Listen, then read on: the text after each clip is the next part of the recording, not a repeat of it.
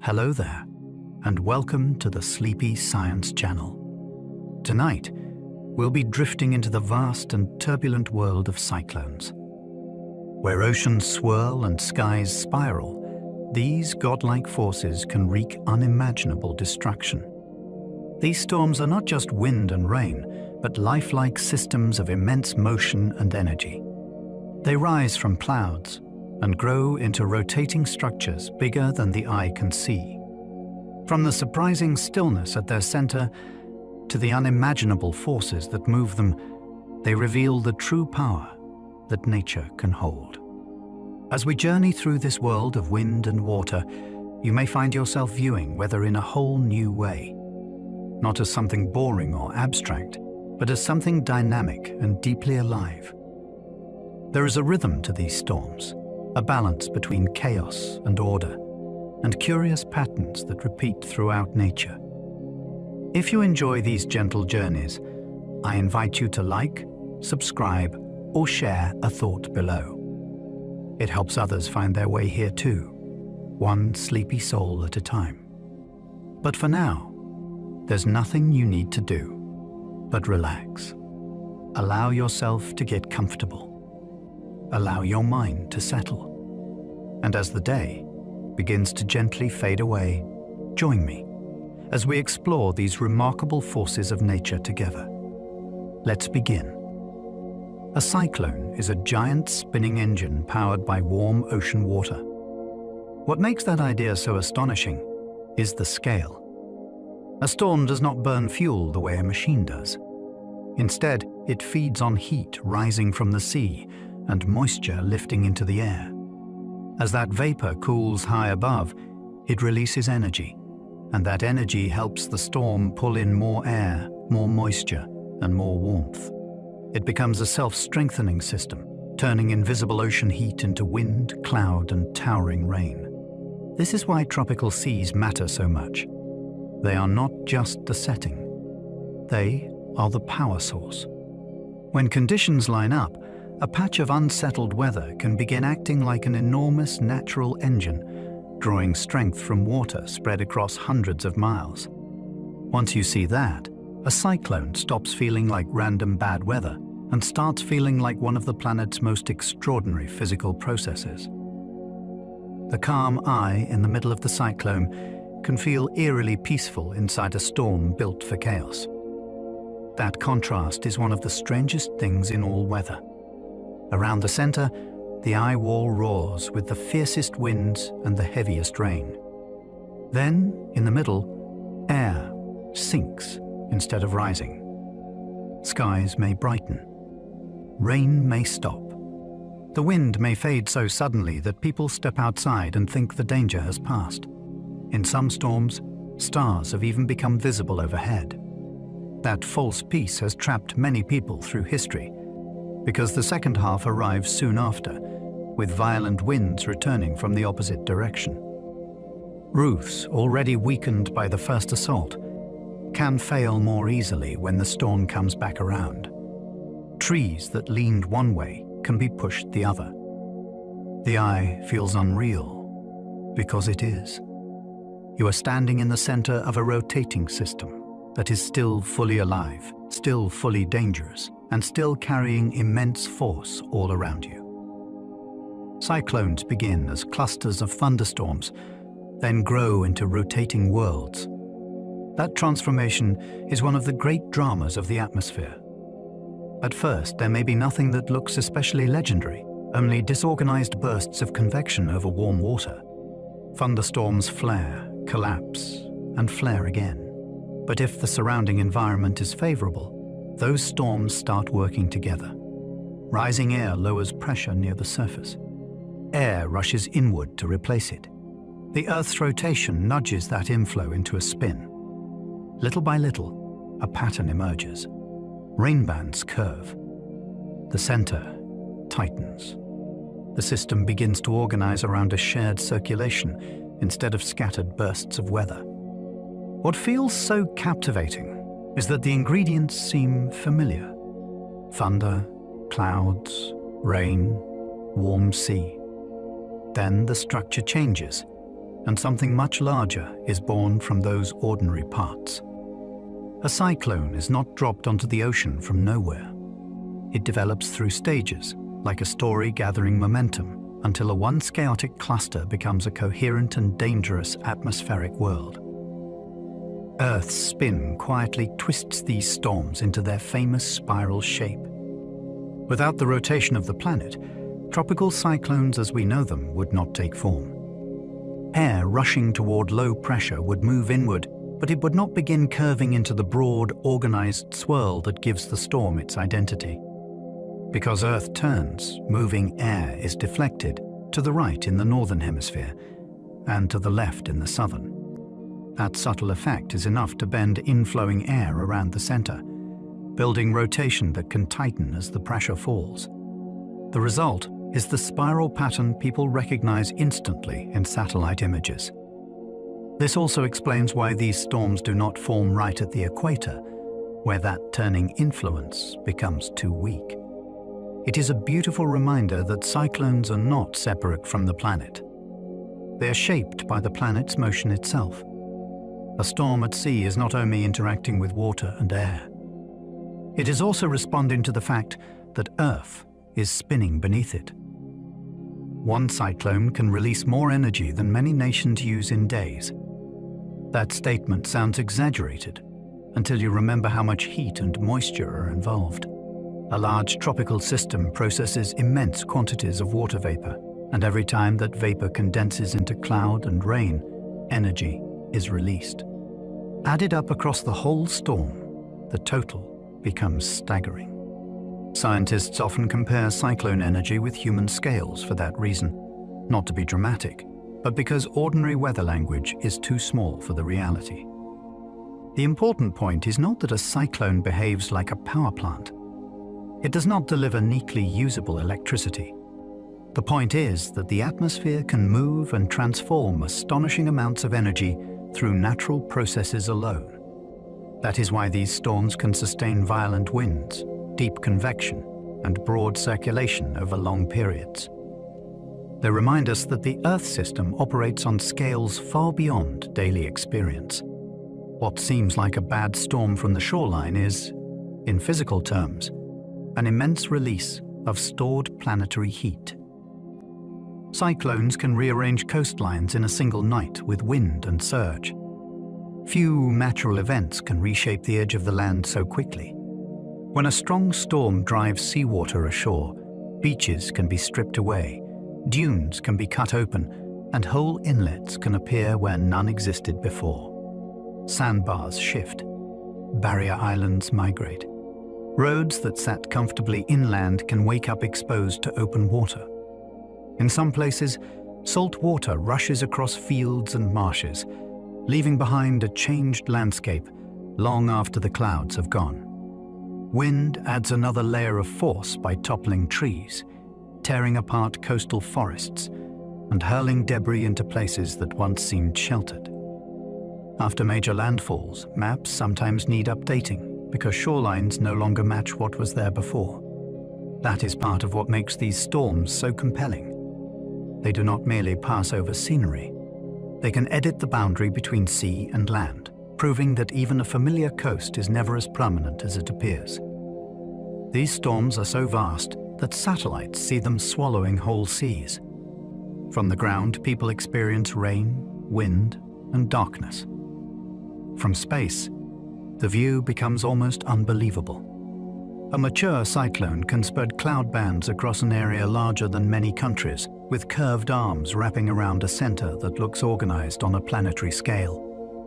Satellites reveal the full architecture at once, from the dense central overcast to the far outer bands that sweep over distant waters.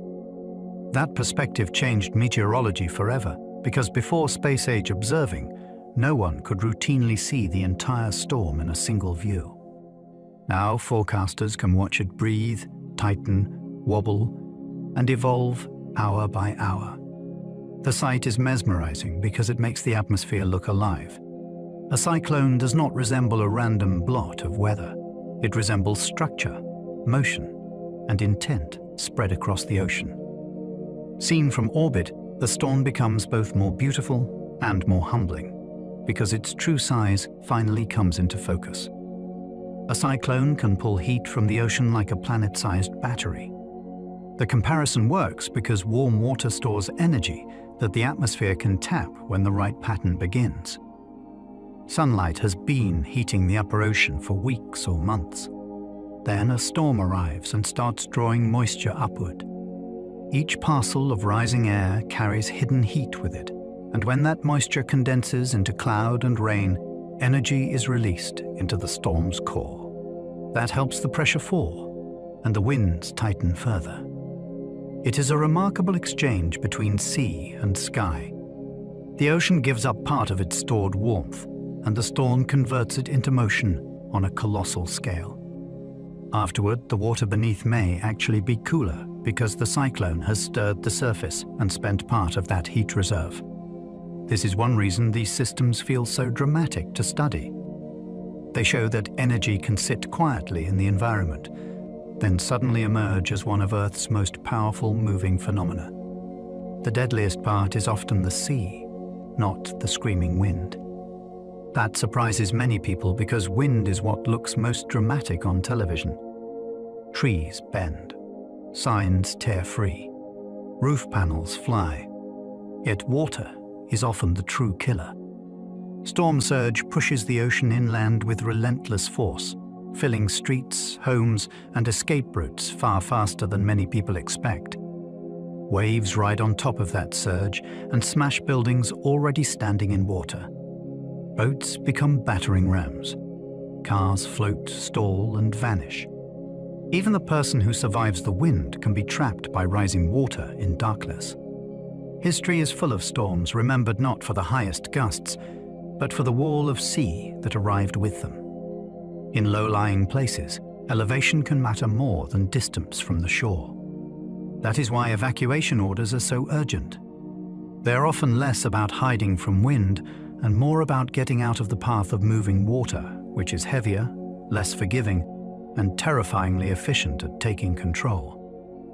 Even after landfall, a cyclone can keep flooding regions far inland. Many people imagine the main danger ending once the center crosses the coast, but the storm's moisture can travel much farther than its ocean power source.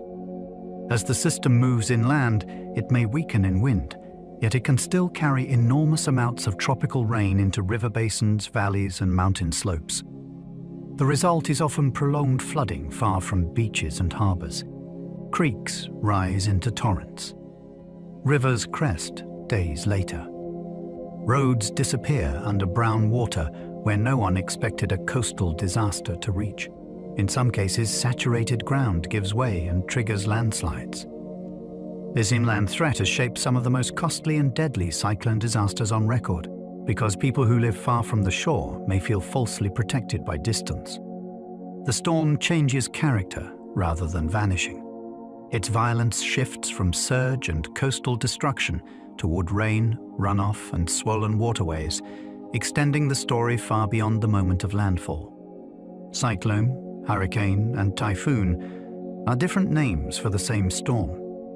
That surprises people because the words feel as if they belong to different kinds of weather, yet the storm itself follows the same basic design. The name changes with geography. In the Atlantic and the eastern North Pacific, people say hurricane. In the western North Pacific, they say typhoon. Around the Indian Ocean and the South Pacific, cyclone is the usual word. What changes is language and region, not the core phenomenon. That makes these storms feel strangely universal. Communities thousands of miles apart have watched the same spinning force approach their shores and given it a local name shaped by history, trade, and culture. One planet, one kind of storm, many human traditions. It is a reminder that weather is global even when our words are regional. The map divides the names, but the atmosphere does not.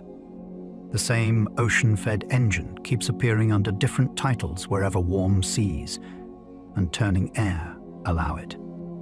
Cyclones cannot form right on the equator because the spin is too weak. This sounds almost unbelievable, because the equator is warm, humid, and stormy. It seems like the perfect birthplace. Yet one essential ingredient is missing.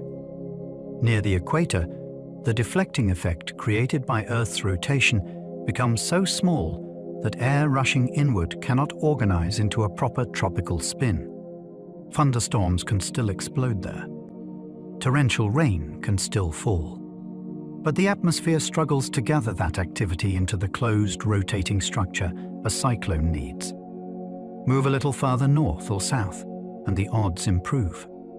That is why most tropical systems are born several degrees away from the equator rather than directly on it. It is one of those rules of the planet that feels hidden until you learn it. The warmest waters alone are not enough. A cyclone needs a turning Earth in just the right way, and right at the middle line of the globe, that invisible twist is simply too faint. In the northern hemisphere, cyclones spin counterclockwise around their low-pressure core. Once you know that pattern, satellite images start to feel easier to read, almost like learning a new alphabet of the sky. Air flows inward toward lower pressure, but it does not move in a straight line. Because of Earth's rotation, the path bends to the right as the air travels.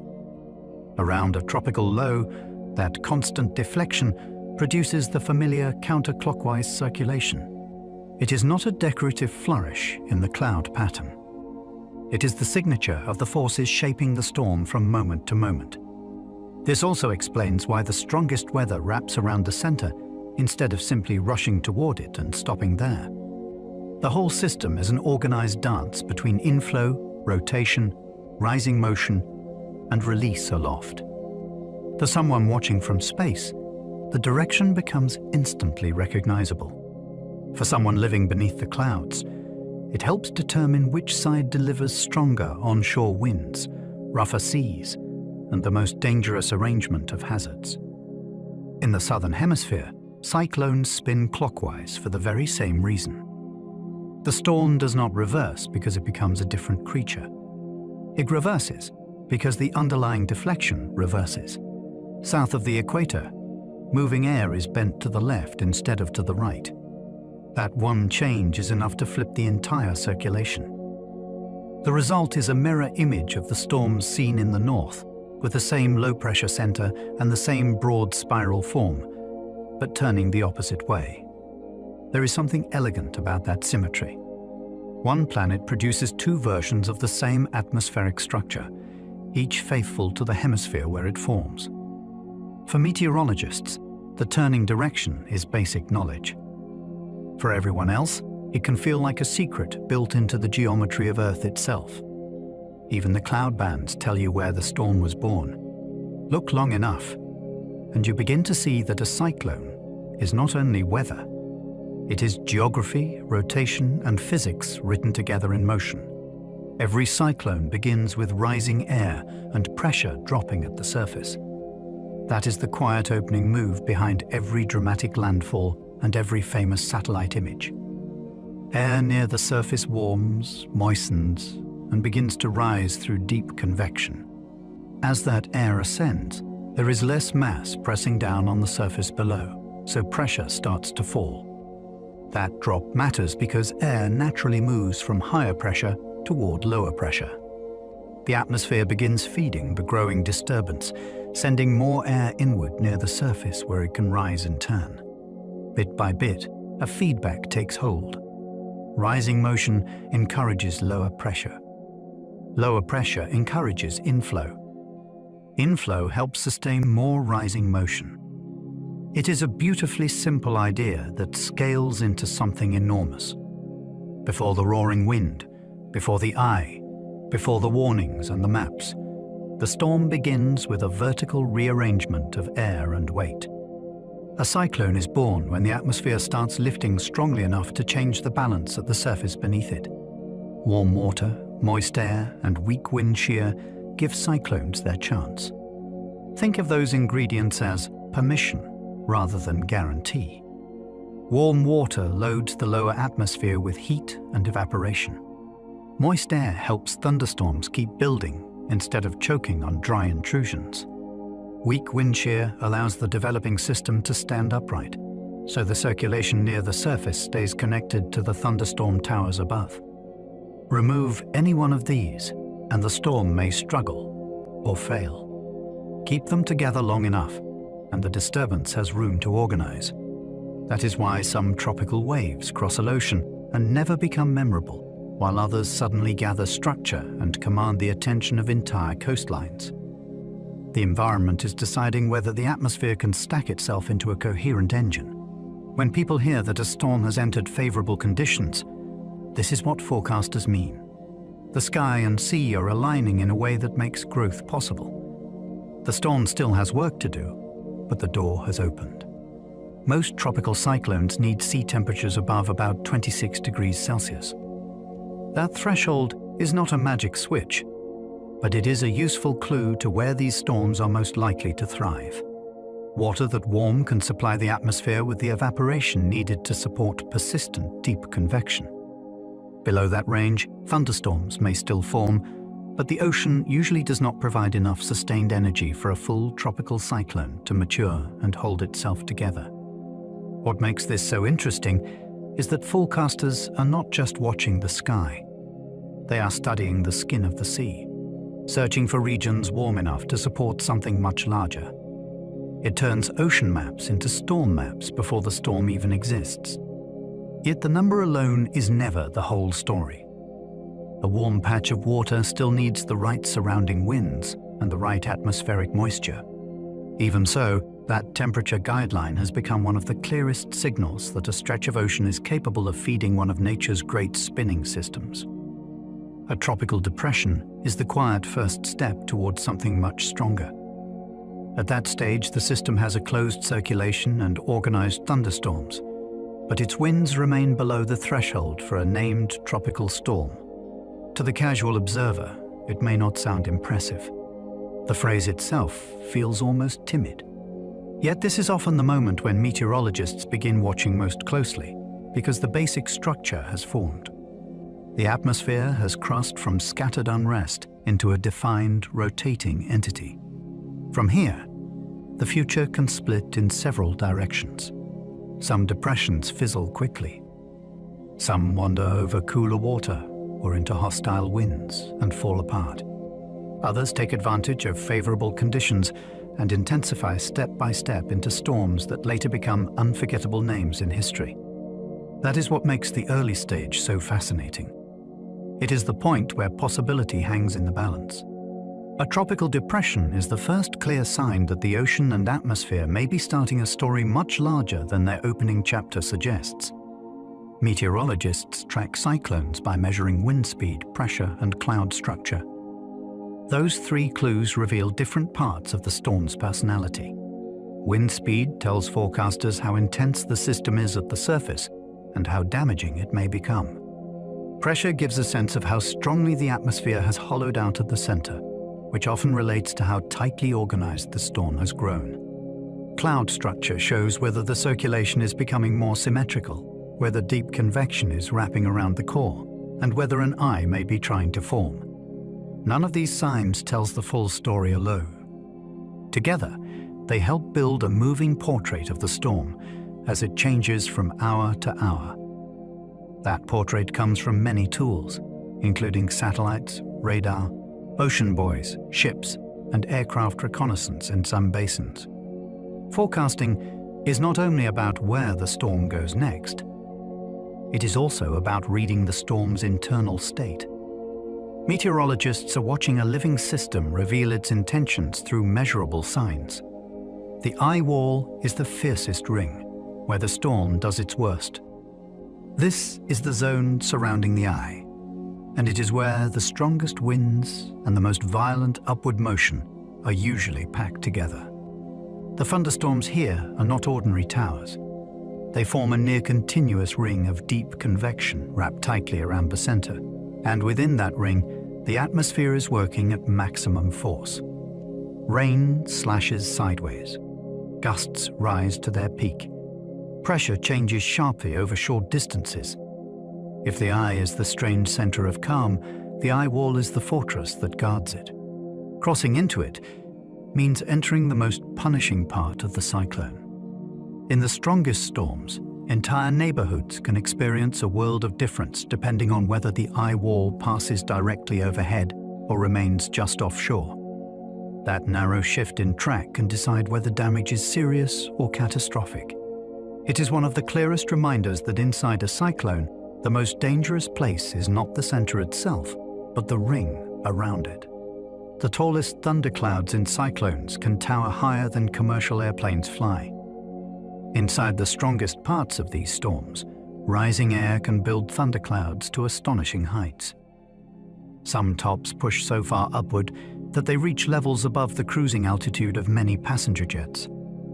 That means the storm is not only sprawling across the ocean, it is also reaching deep into the atmosphere, building vertical mountains of cloud from warm sea air below. In these towers, water vapor rises, condenses, freezes, and churns through violent updrafts that can carry droplets and ice high into the sky before gravity drags them back down. Lightning can flash within these walls of cloud, though tropical cyclones are often less electrically active near the very center than ordinary thunderstorms inland. Even so, the scale feels almost unreal. A person on the ground sees only rain and darkness. Above, the storm has built a stacked architecture so tall that it rivals the flight paths of machines designed to cross continents. Spiral rainbands can stretch far from the center like moving arms of weather. Long before the core arrives, these sweeping bands can begin changing the world beneath them. They arc inward across the sea and land, carrying bursts of heavy rain, sudden wind, and an unsettling rhythm of arrival and pause. One band passes, and conditions ease.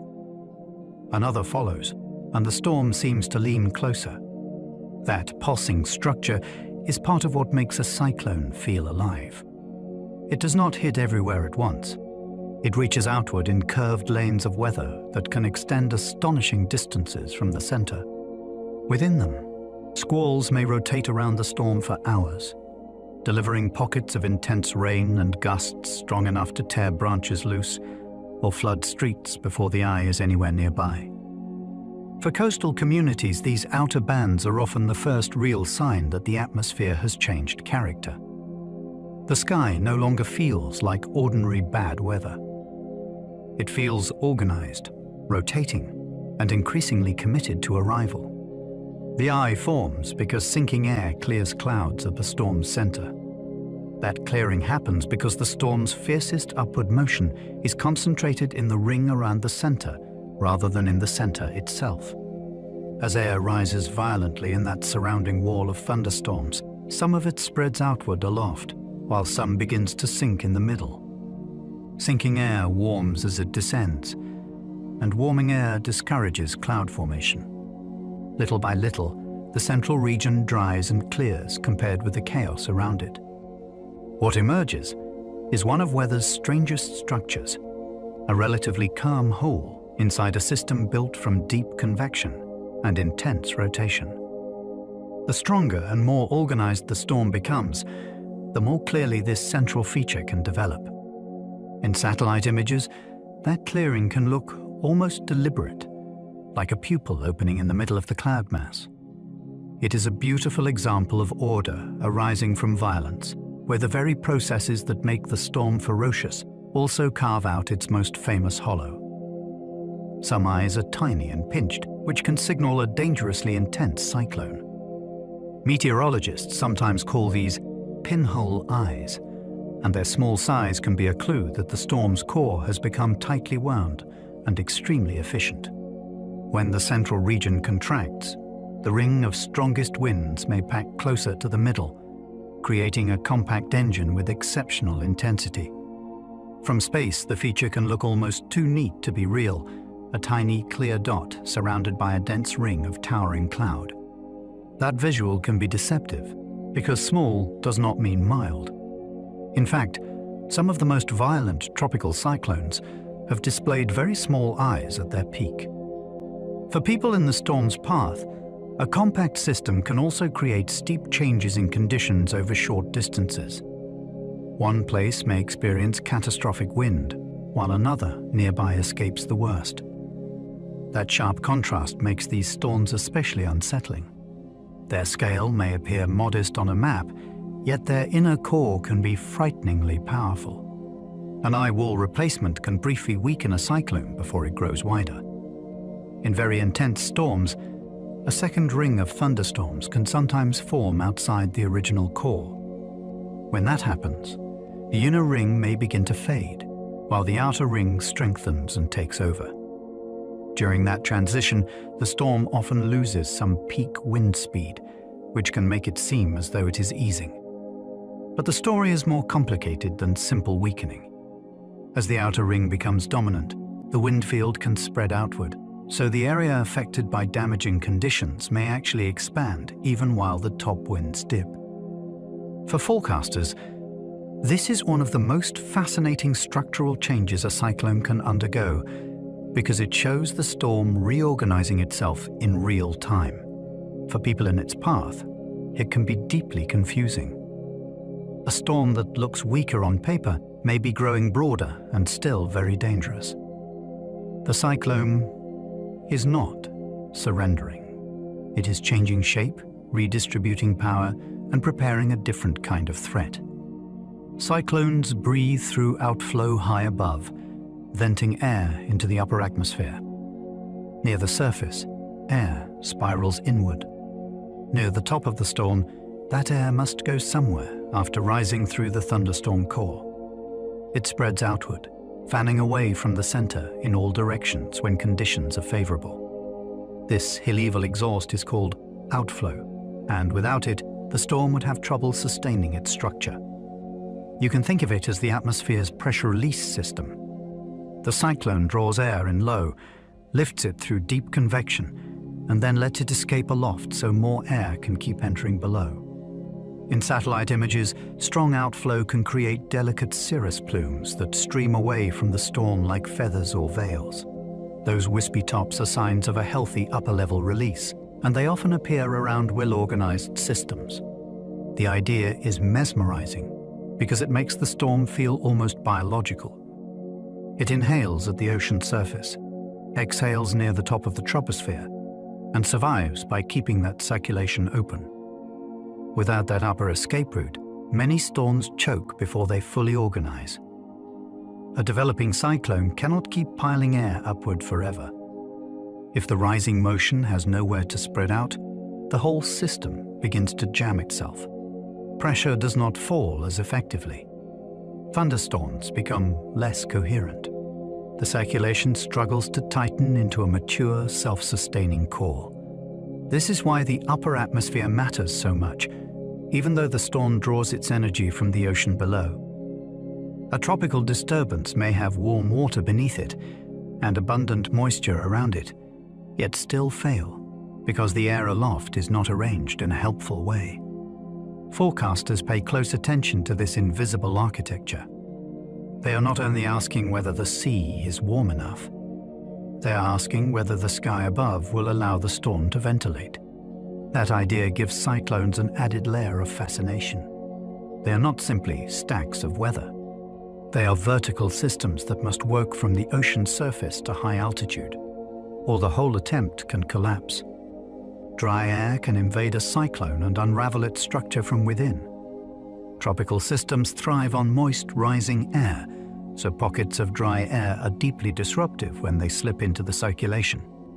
Once drawn inward, that drier air can weaken thunderstorms, reduce the release of latent heat, and break apart the symmetry the storm needs to stay organized.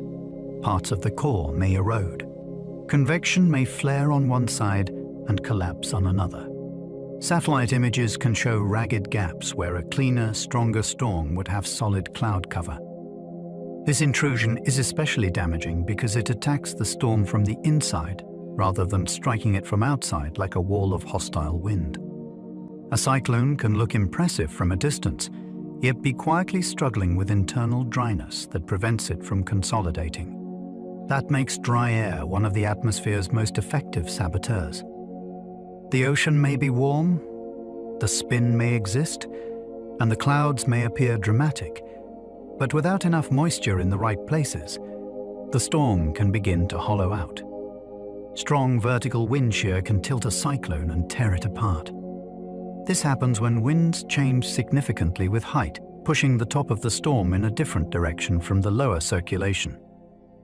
A healthy tropical cyclone prefers to stand upright, with its center stacked through the depth of the atmosphere. When strong shear arrives, that vertical alignment can be disrupted.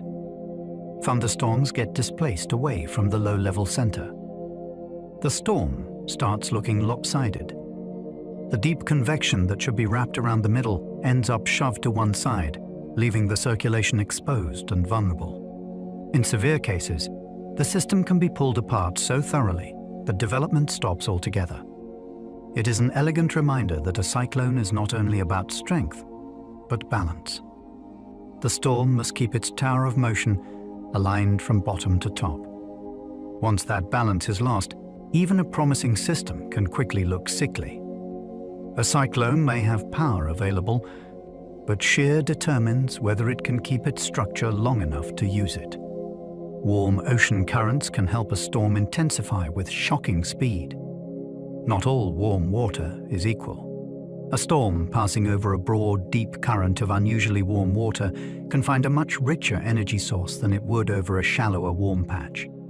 In those places, the cyclone's own churning does less to cool the surface, so the ocean keeps feeding heat and moisture into the storm instead of being exhausted right away. That is one reason certain currents have earned a fearsome reputation in forecasting. They can act like hidden accelerators beneath the sea, turning a strengthening storm into a suddenly much more dangerous one.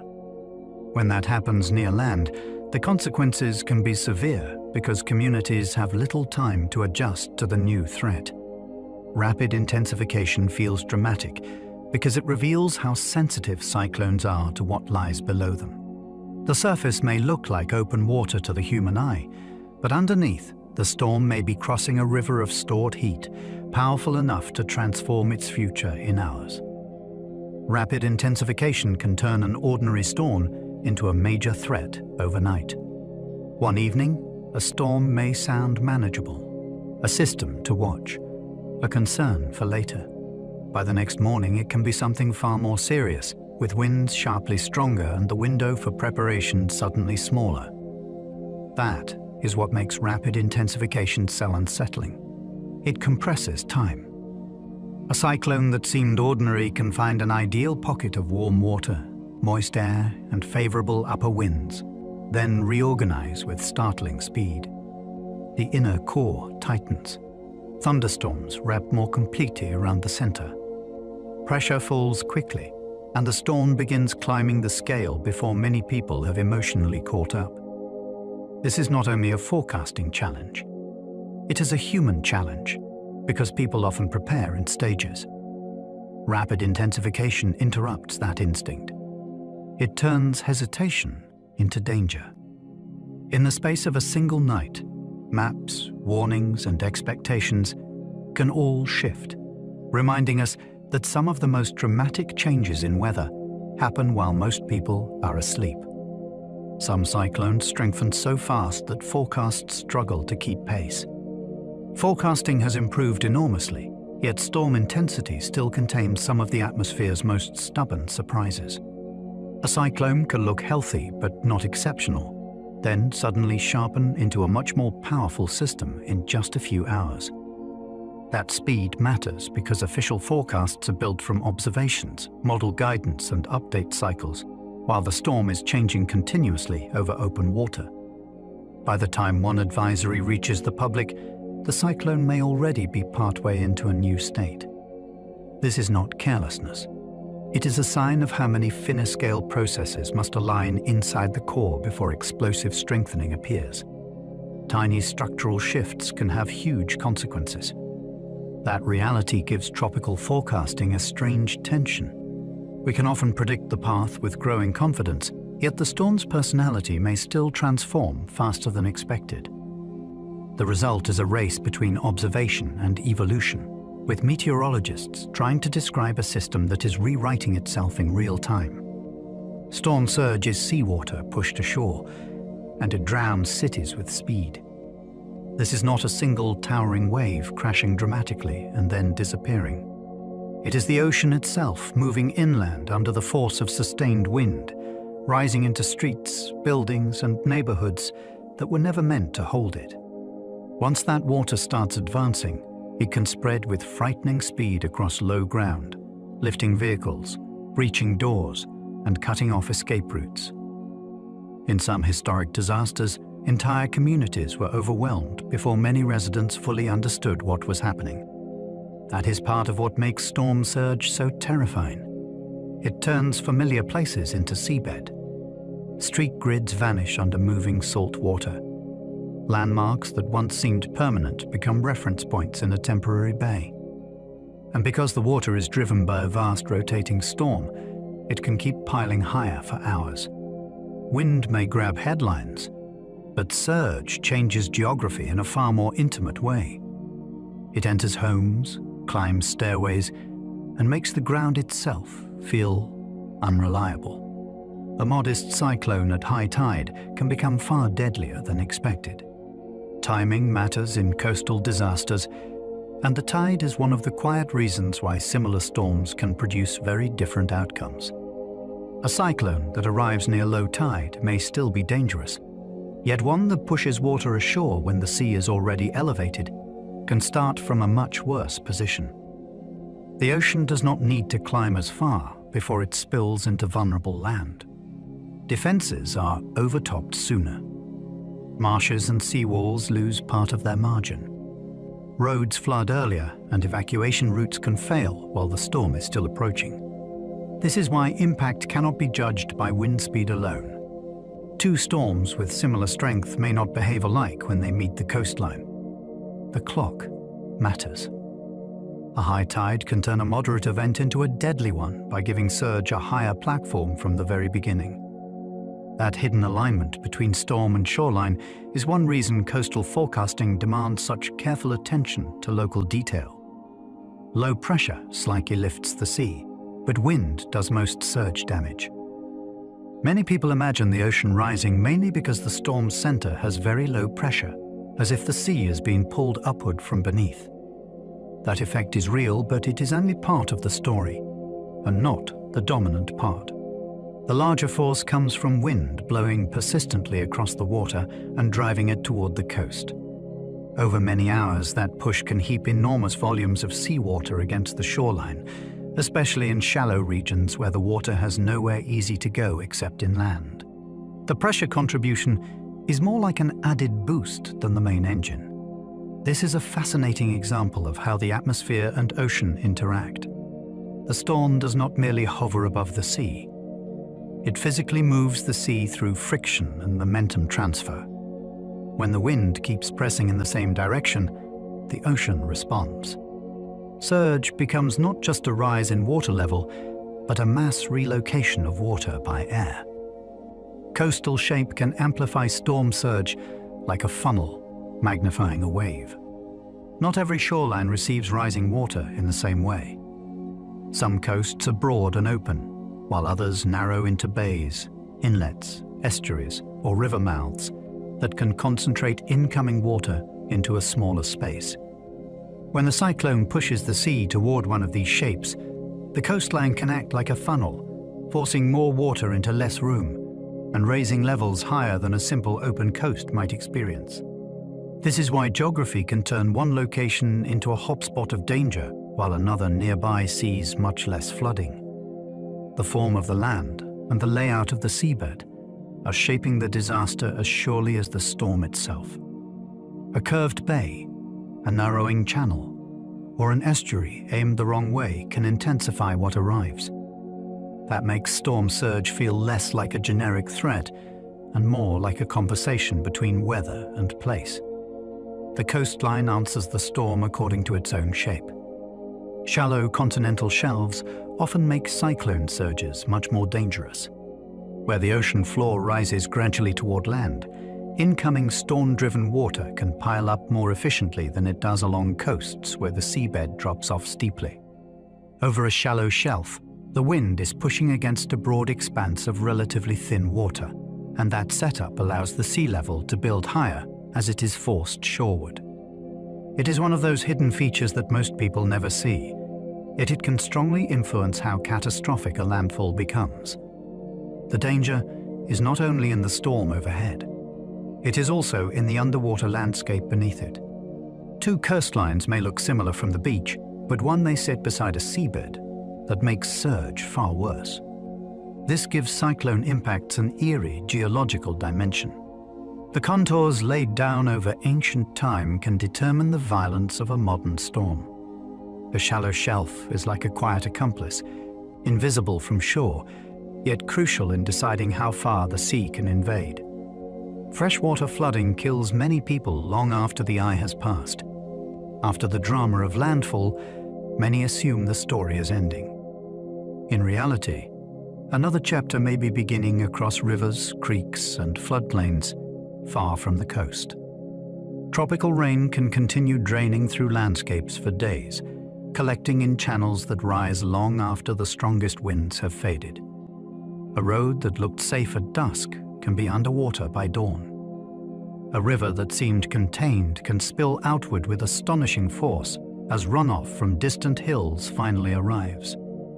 This delayed danger catches people because it feels less cinematic than landfall. There is no swirling eye overhead, no famous satellite image, only brown water creeping higher, bridges disappearing, and currents strong enough to sweep away vehicles and people. The threat lingers after the headlines move on. In some communities, the worst losses come when residents think the crisis has passed and try to return, travel, or clean up. Water keeps rewriting the ending after the storm's center is gone. Mountains can wring torrents from cyclone clouds and trigger catastrophic landslides. When a moisture-laden cyclone meets high terrain, the landscape itself forces the air to rise even more. That extra lift squeezes out enormous rainfall, sometimes on slopes and valleys that are poorly equipped to absorb it. Hillsides become saturated. Streams leap their banks. Soil loosens around roots and rock, and whole sections of ground can suddenly give way. This process can turn a storm that was weakening in wind into a severe mountain disaster, with flash floods racing through ravines and landslides burying roads, villages, and farms. In some regions, this is among the storm's most lethal transformations. The cyclone arrives from the sea, but the mountains alter its final character. They convert tropical moisture into concentrated downpours with devastating efficiency. It is a powerful reminder that the danger of a storm is never only in the clouds themselves. The shape of the land decides what that moisture becomes once it arrives, and steep country can make it deadly. Cyclones can spawn tornadoes, especially after they move inland. This surprises many people because a cyclone already feels like more than enough storm for one system to contain.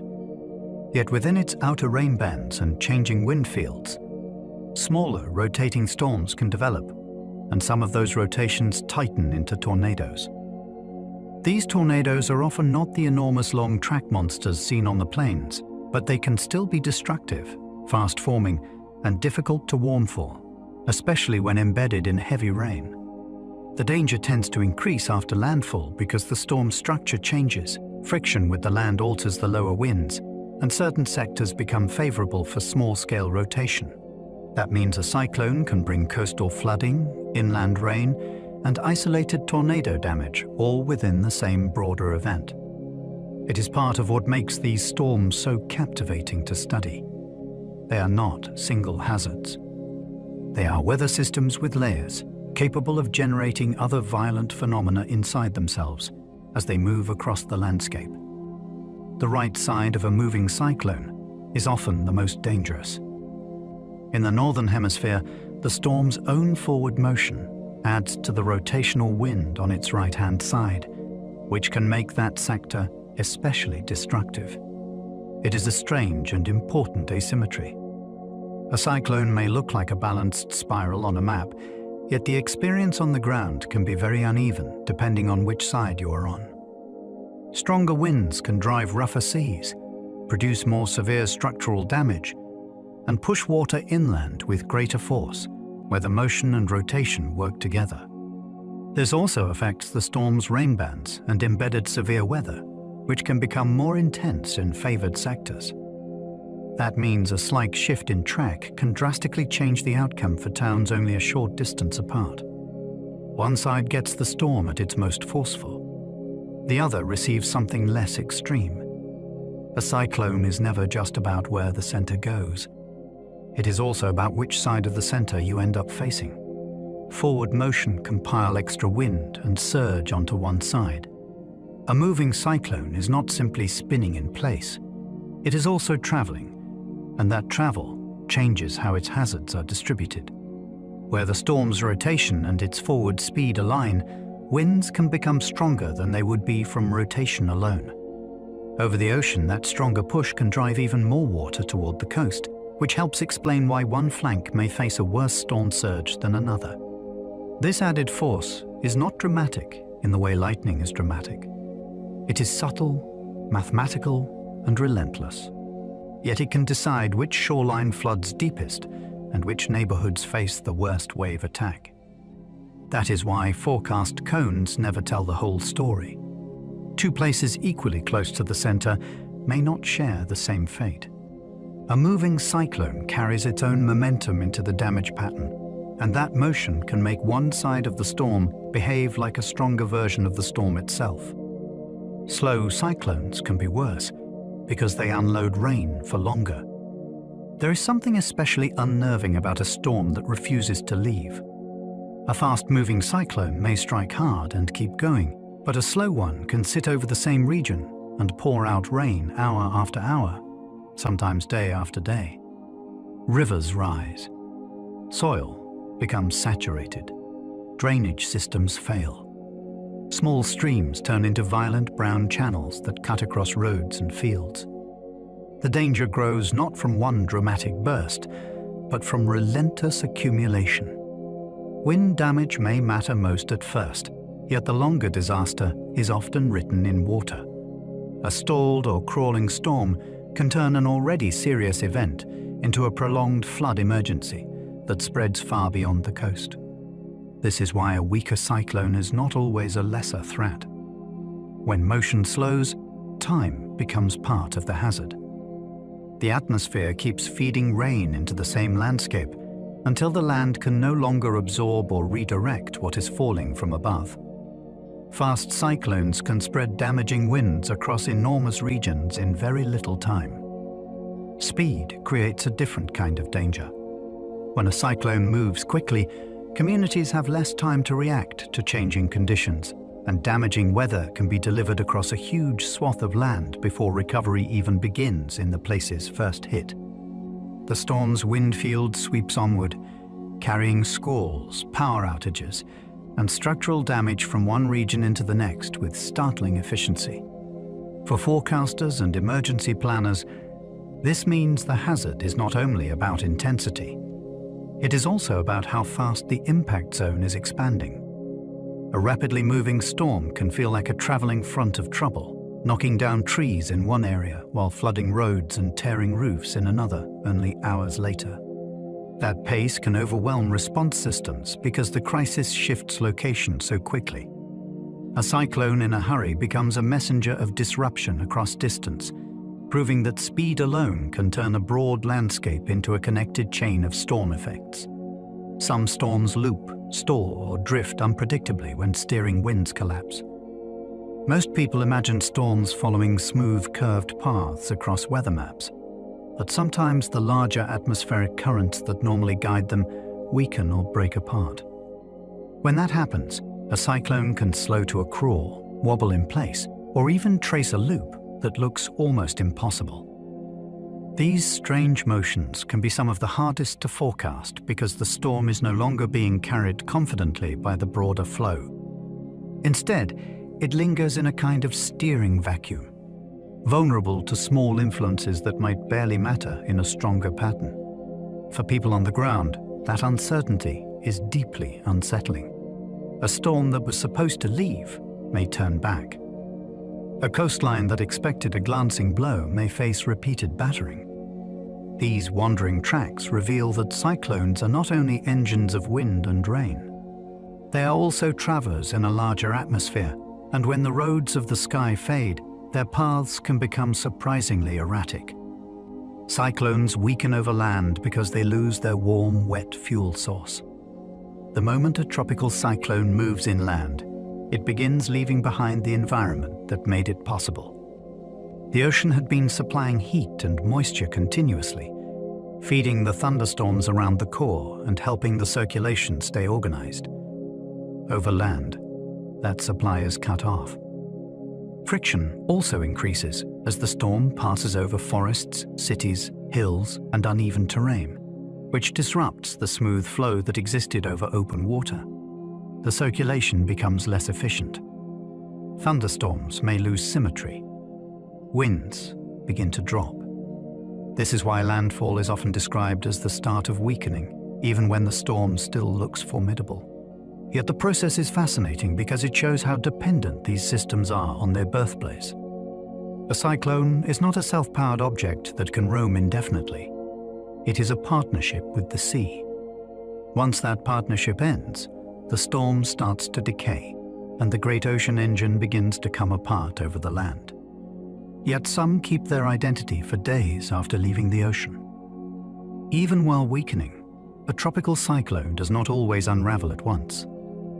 Some retain a recognizable center, organized rainbands, and a distinct circulation far inland, traveling for days after their connection to the sea has been broken. This lingering identity can make them feel almost ghostly, as though the ocean-borne storm is haunting the continent long after it should have faded. Moisture stored within the system helps sustain its cloud shield and rainfall, while a strong existing circulation can survive the transition better than a weaker one. In flatter terrain, the structure may remain coherent for surprisingly long distances. This matters because people inland may assume the system arriving is only a leftover low-pressure area, when in fact it still behaves like the decaying remains of a tropical storm. The name may be dropped and the peak winds may be gone, yet the storm can still carry recognizable character. Some cyclones do not vanish at landfall. They linger, diminish, and travel onward. Remnant cyclone moisture can revive floods 1,000 miles from the coast. A storm does not need hurricane-force winds to remain dangerous. Even after the organized core weakens, the surviving plume of tropical moisture can be carried deep inland and then drawn into other weather systems, mountains, or frontal boundaries. When that happens, regions far from any shoreline can suddenly receive extraordinary rainfall from what is essentially the storm's atmospheric legacy. Floods may strike places that never felt coastal wind, never saw a storm surge, and never expected a cyclone to matter to them at all. This is one of the most astonishing things about tropical systems. They can begin over warm ocean water and still end up shaping river levels far across a continent. The moisture travels, interacts, and waits for the right trigger to fall out in torrents. A cyclone's influence is not limited to its neat spiral on the satellite screen. Long after the structure decays, the water it gathered can keep writing consequences, far from where the storm was born. The strongest cyclones have central pressures lower than many airplane cabins. That comparison helps make an abstract measurement feel startlingly real. In the center of an intense cyclone, surface pressure can fall to remarkably low values, far below what people experience in everyday life, and even below the pressurized environment inside many commercial aircraft. This is not merely a technical detail for meteorologists. It is a clue to how deeply the atmosphere has been hollowed out at the storm's core. The lower the pressure falls, the steeper the contrast with the surrounding air, and that contrast helps drive the powerful winds circulating around the center. It is astonishing to think that a storm at sea can create a pocket of air pressure so unusual that it rivals conditions people associate with flight at altitude. Pressure is invisible, yet it shapes everything about the storm's behavior. The cyclone's most extreme state can be measured not only in wind and rain, but in how profoundly it reshapes the weight of the atmosphere itself. Pressure falls because rising air removes weight from the column below. This is one of the most elegant ideas in meteorology. Air has weight, and surface pressure is the result of the entire column of air above pressing downward. When air rises strongly through deep convection, some of that mass is lifted and redistributed higher up and outward from the center. With less weight pressing down at the surface, the pressure there drops. That falling pressure is not magic.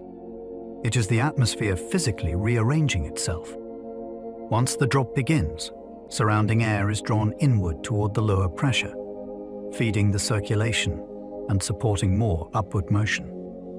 In a cyclone, this becomes part of the engine that allows the storm to organize and strengthen. What makes it so fascinating is that something as dramatic as a tropical cyclone begins with a simple shift in balance. The sky above becomes lighter in one place than in another, and from that imbalance comes motion, convergence, and eventually one of the most formidable storms on Earth. Buoys, aircraft, ships, and satellites all help reveal a cyclone structure. No single instrument can tell the whole story of a tropical cyclone, because the storm exists across a huge volume of ocean and sky. Buoys measure conditions at the sea surface where waves, pressure, and wind are directly interacting. Ships sometimes report what they encounter at the edges, adding human observations from places few people would willingly choose to be. Aircraft can cut through the storm and sample the core where the most important changes are happening. Satellites watch from above, tracing the cloud shield, the shape of the center, and the storm's movement over time. Each tool sees a different face of the same system. Together they turn a distant spiral into something scientists can diagnose almost like a living patient. That is part of the wonder of modern meteorology. A storm the size of a sea can be examined from the ocean surface, from inside the clouds, and from orbit, all at once. Hurricane hunters fly into cyclones because satellites cannot measure everything.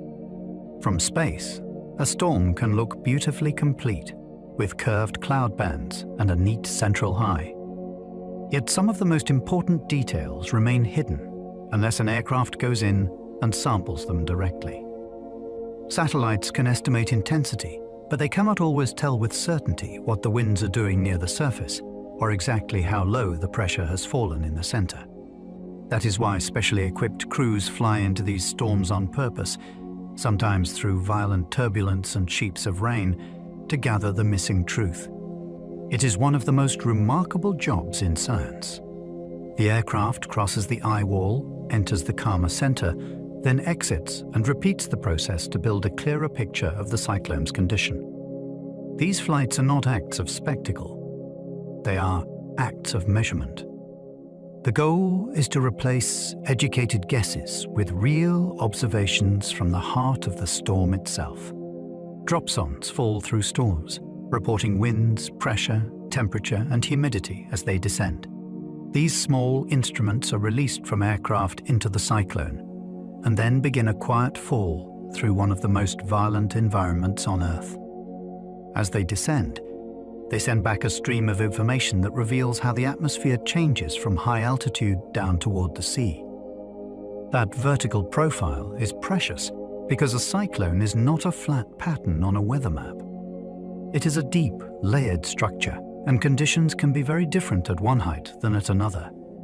A dropsonde lets meteorologists see those layers in motion.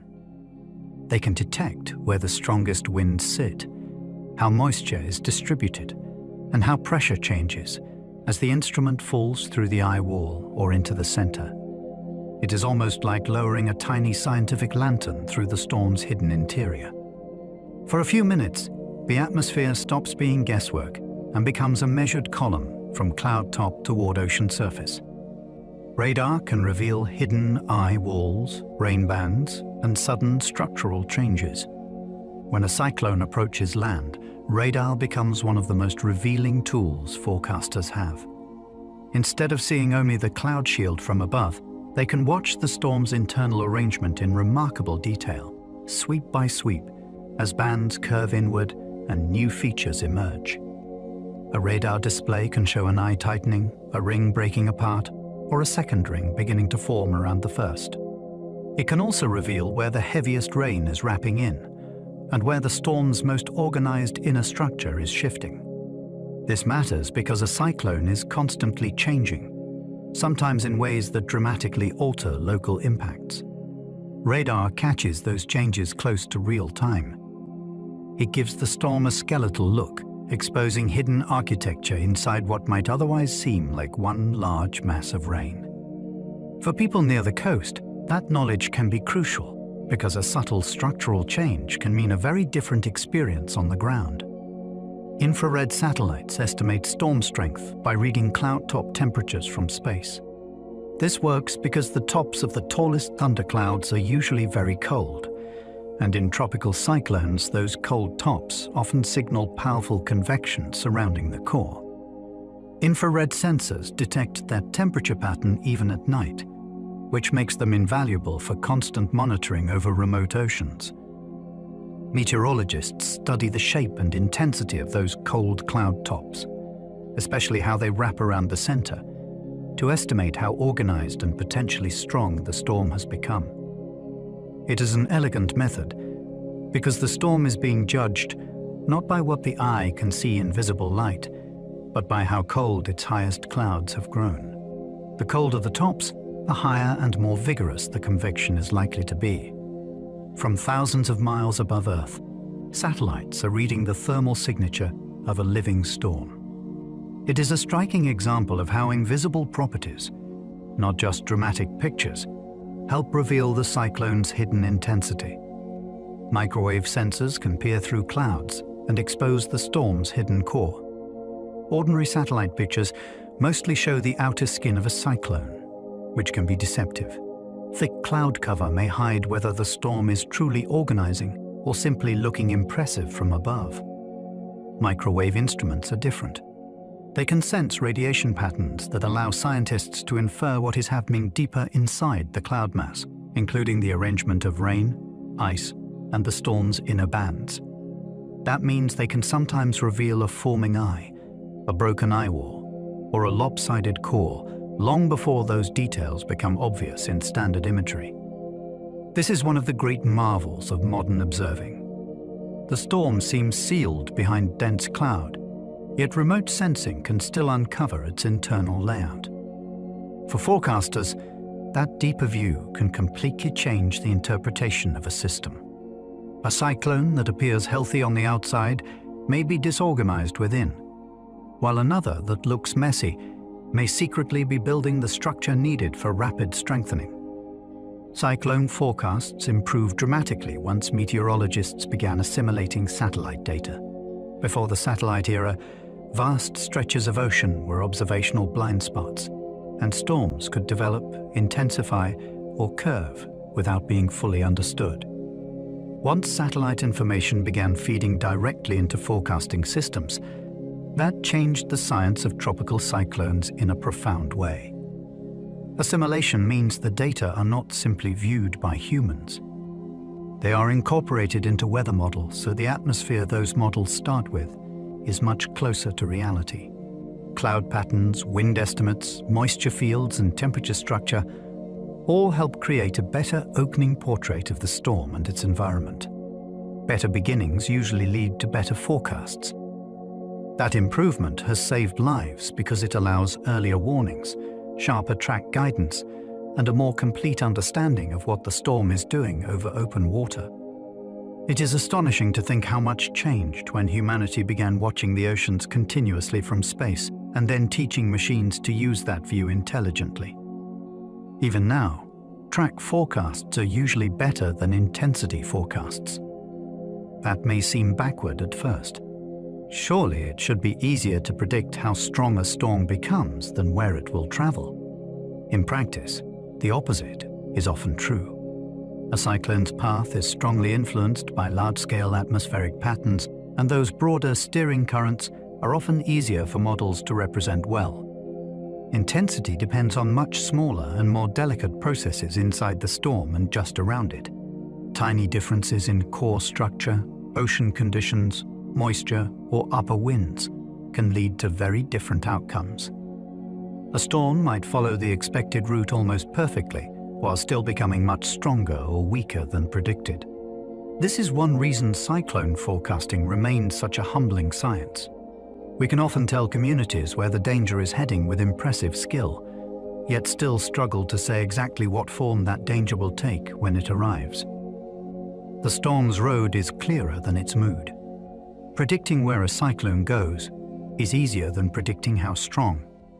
A storm's movement is shaped by the larger weather patterns surrounding it, almost like a boat being carried by broad currents in the sky. Those currents can usually be mapped and modeled with reasonable success, especially a few days ahead. Strength, by contrast, depends on what is happening in the cyclone's compact inner engine, where small shifts can have dramatic effects. A tiny change in the eye wall, a brief intrusion of dry air, or a subtle improvement in upper-level ventilation can alter the storm's future quickly. That makes intensity feel more personal to the cyclone itself, tied to its internal health, rather than simply its surroundings. It is a bit like knowing where a traveler is going, but not knowing whether they will arrive exhausted or energized. The destination can be easier than the condition. That contrast helps explain why forecast cones have become familiar, while sudden surprises in storm strength still capture public attention and scientific concern. Tiny changes in ocean heat can produce big changes in storm strength. A difference that seems minor on a map can matter enormously to a cyclone. Slightly warmer water can increase evaporation, support stronger convection, and help the storm maintain a more efficient inner core. Slightly cooler water can do the opposite, nudging the system toward weakening, or at least slowing its growth. What makes this fascinating is that the atmosphere is responding to subtle changes in the sea, with consequences large enough to alter evacuation plans and impact forecasts. A storm does not experience the ocean as a flat blue surface. It experiences it as a shifting field of energy availability. Crossing a small boundary between one water mass and another can change what the cyclone is capable of doing next. That sensitivity is one reason intensity forecasting remains so challenging. Enormous storms can hinge on details that look almost trivial at first glance, proving that in tropical meteorology, small thermal differences can have very large human consequences. Warm water depth matters because shallow warmth can be mixed away quickly. A cyclone does not feed on a thin skin of warmth alone. If only the uppermost layer of the sea is warm, the storm's own winds can churn that surface water and pull cooler water up from below. Once that happens, the energy supply can fade surprisingly fast. The cyclone has, in a sense, stirred away its own fuel. But when the warmth extends deeper, mixing does less immediate damage, and the storm can keep drawing energy from below the surface. That hidden depth is why two equally warm-looking patches of ocean can produce very different outcomes. From above, they may seem identical. To a cyclone, they are not. One is a shallow promise that vanishes when disturbed. The other is a deep reservoir that keeps giving. It is one of the most fascinating secrets of tropical weather, because the future of a storm can depend not just on surface temperature, but on how far that warmth reaches into the sea. Some cyclones churn colder water upward and weaken themselves in the process. There is something almost poetic about a storm helping to undo its own strength. As intense winds rake across the ocean, they stir the upper layers and can draw cooler water up from below. That cooler water reduces evaporation and weakens the heat exchange that had been powering the storm. In effect, the cyclone can begin exhausting the conditions that made it possible. This self-limiting process is especially important for slower-moving storms because they remain over the same patch of ocean long enough to disturb it more thoroughly. The sea beneath them changes from energy source to partial break. Scientists sometimes see a clear, cool wake left behind a passing cyclone. a ribbon of altered ocean that marks where the storm has spent part of the surface heat.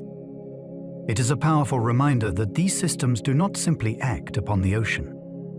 They also transform it, and sometimes that transformation becomes the very reason the storm starts to fade. Others cross deep, warm pools and suddenly explode in strength. In some parts of the ocean, the heat extends downward in thick layers, creating a kind of hidden reserve beneath the surface. When a cyclone passes over one of these deep, warm pools, its winds may churn the sea, yet still fail to bring enough cool water up to starve the storm. Instead, the heat remains available, and the cyclone can intensify with astonishing speed. This is one of the most dramatic interactions between ocean and atmosphere. To an observer, the storm may seem merely to be continuing its track. Underneath, it has reached a richer energy source, and the response can be immediate. The central structure tightens. Convection strengthens. The storm begins to look more powerful almost by the hour. Forecast centers watch these regions closely because they know the sea itself may be preparing a sudden change. A deep, warm pool is like a hidden staircase, and the cyclone can race upward before people on land fully grasp what is happening. El Niño and La Niña can reshape cyclone seasons across whole oceans. These climate patterns are not storms themselves, yet they alter the background state of the tropical atmosphere in ways that matter enormously for cyclones. During El Niño and La Niña, large regions of the Pacific warm or cool in unusual ways, and that shifts winds, rainfall patterns, and the placement of rising and sinking air across the globe. Those changes can make one ocean basin more favorable for cyclone formation while making another less inviting.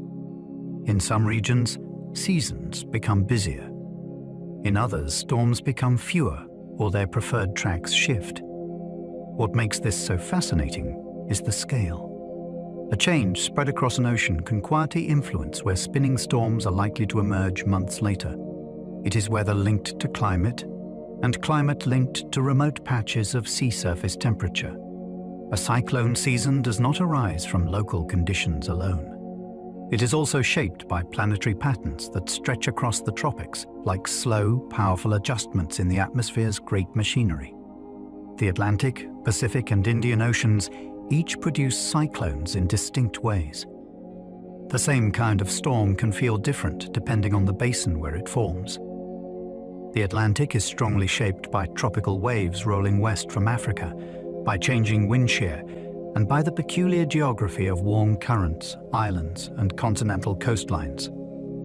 The Pacific contains enormous stretches of warm water and multiple active regions, from the eastern basin to the especially prolific western side. The Indian Ocean has its own seasonal rhythms, including influences from monsoon winds, and a different arrangement of land and sea that affects where storms form and where they strike.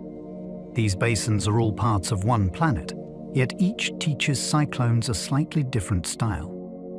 The atmosphere speaks the same language, but with regional accents.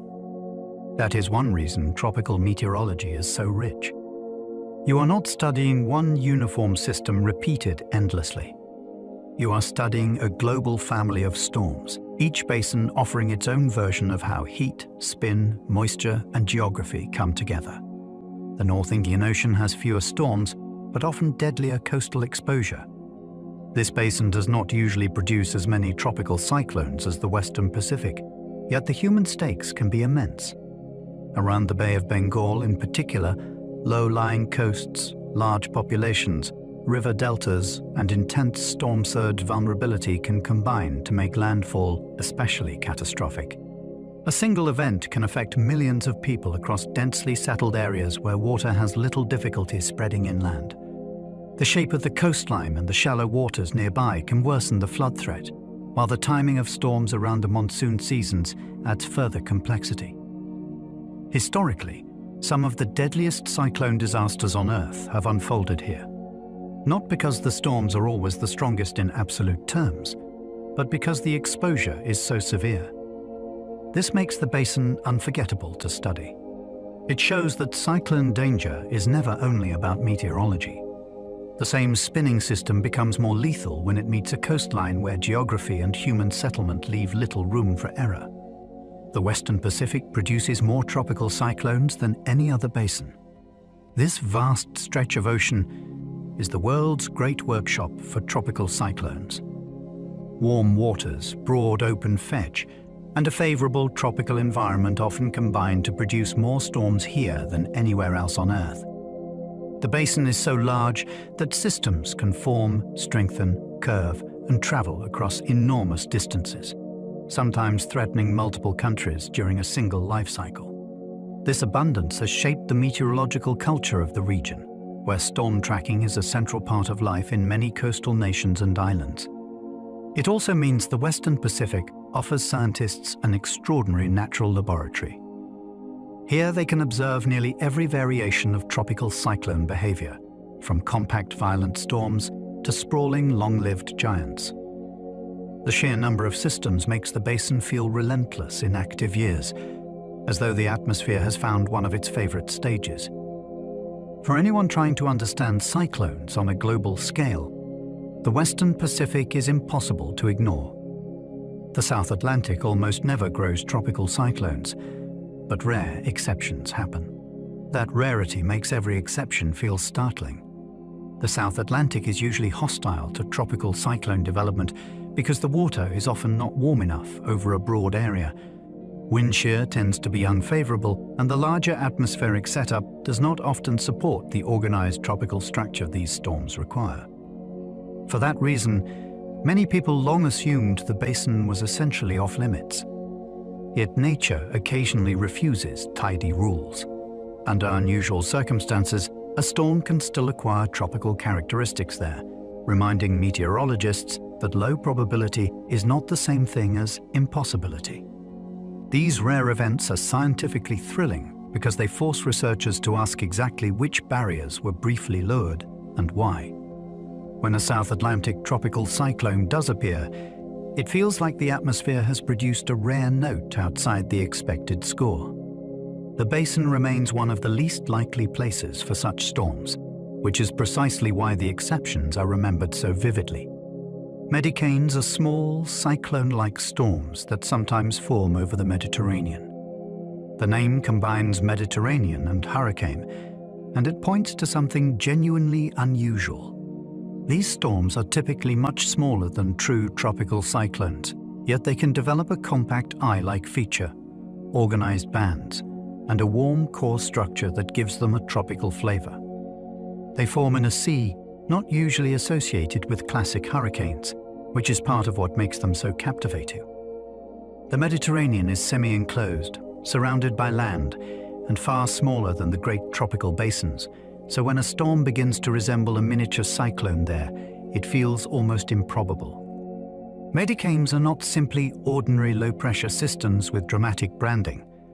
Some genuinely share structural traits with tropical storms, though they often arise through a more mixed set of ingredients.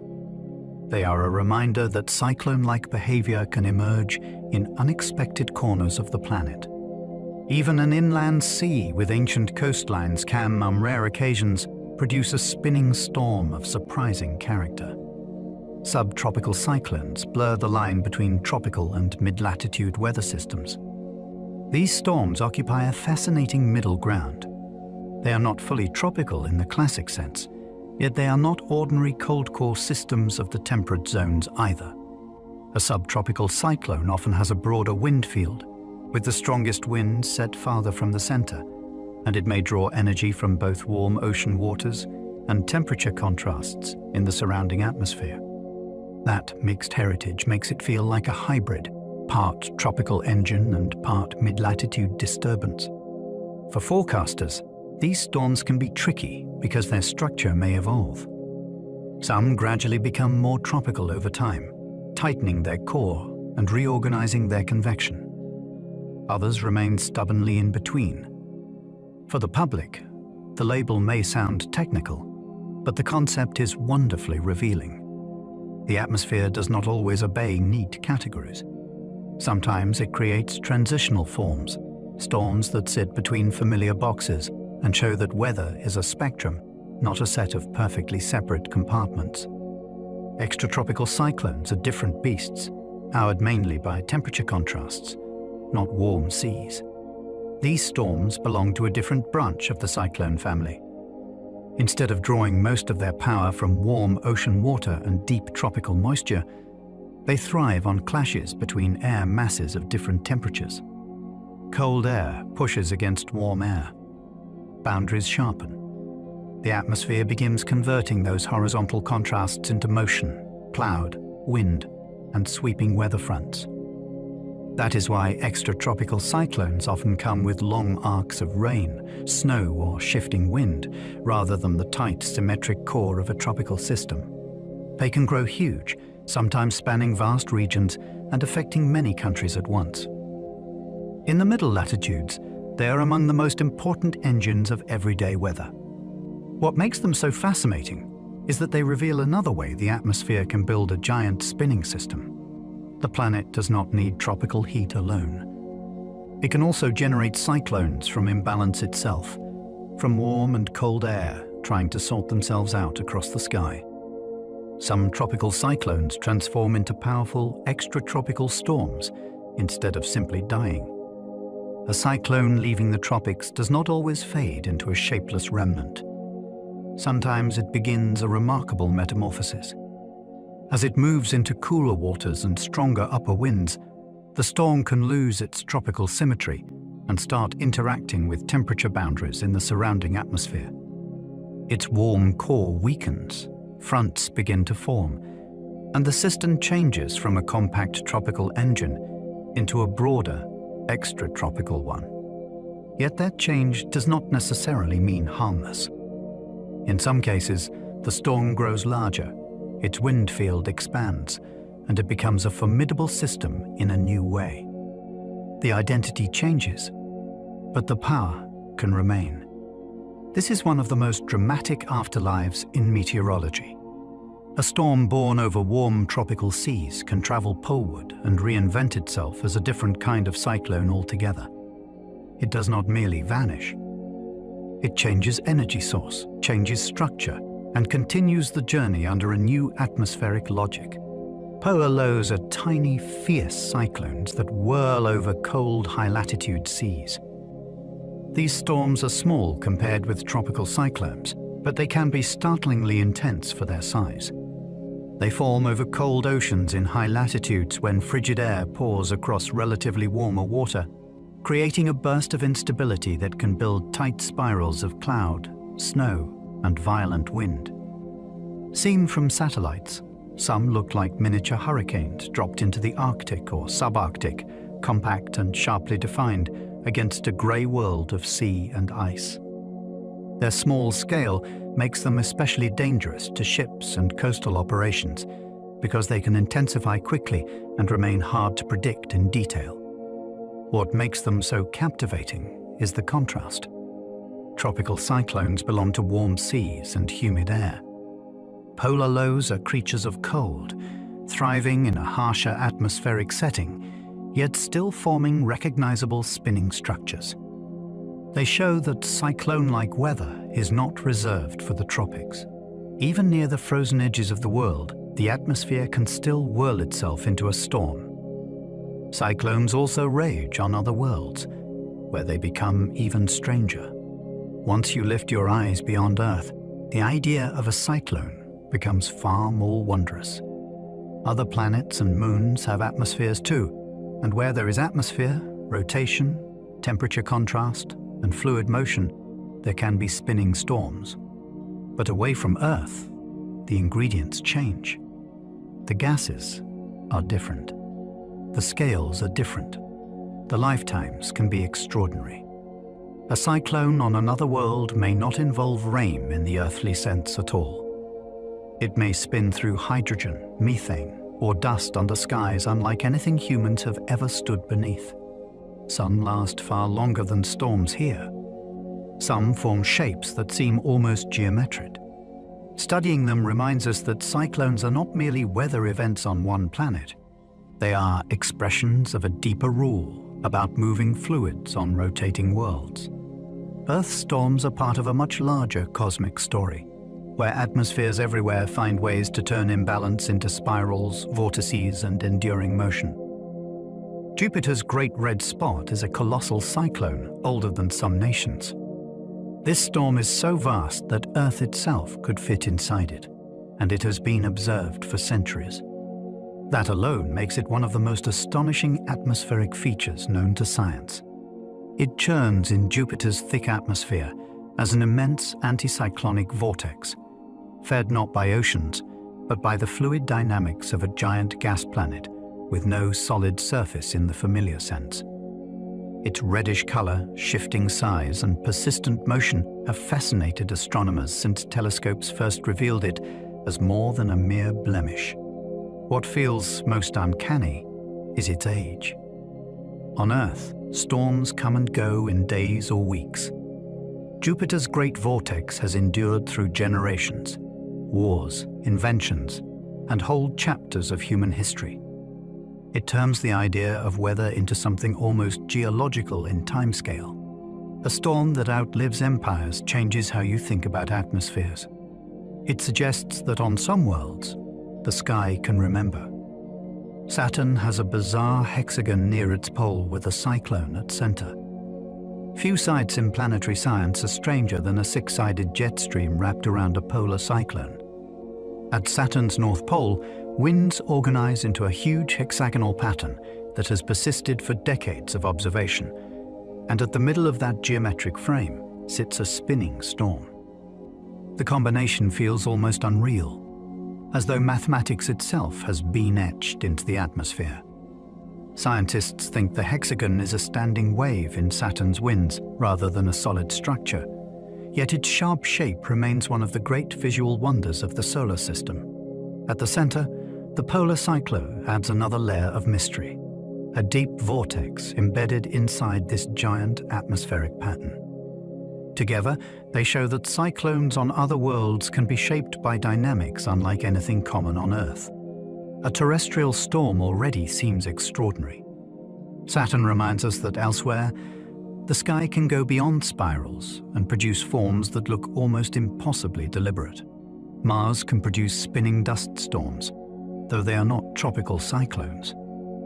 Mars lacks warm tropical oceans, dense humid air, and the deep convection that power Earth's tropical cyclones, so its spinning storms belong to a different category. Yet the red planet is far from calm.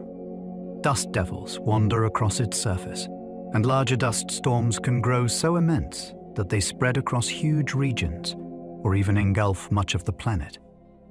In those storms, fine particles are lifted and carried through a thin atmosphere, turning the sky hazy and dim. The result is weather that feels both familiar and alien. There is rotation, turbulence, and large-scale atmospheric drama, but without rainbands, eye walls, or wall motion heat. For planetary scientists, Mars is a reminder that a storm need not resemble an earthly cyclone to be mesmerizing. A world of dust can still whirl. The comparison also sharpens our appreciation of Earth, where the presence of oceans and abundant water vapor allows spinning systems to become lush, wet, towering structures instead of dry airborne veils. On Earth, cyclone seasons peak when oceans are warmest and winds are favorable. There is a rhythm to the year in every cyclone basin, and that rhythm follows the slow preparation of the ocean and atmosphere. As sunlight warms the sea over months, surface waters become more capable of feeding deep convection. At the same time, larger wind patterns shift, and in certain seasons, they become more supportive of storm organization rather than hostile to it. The result is a window when the ingredients are most likely to align.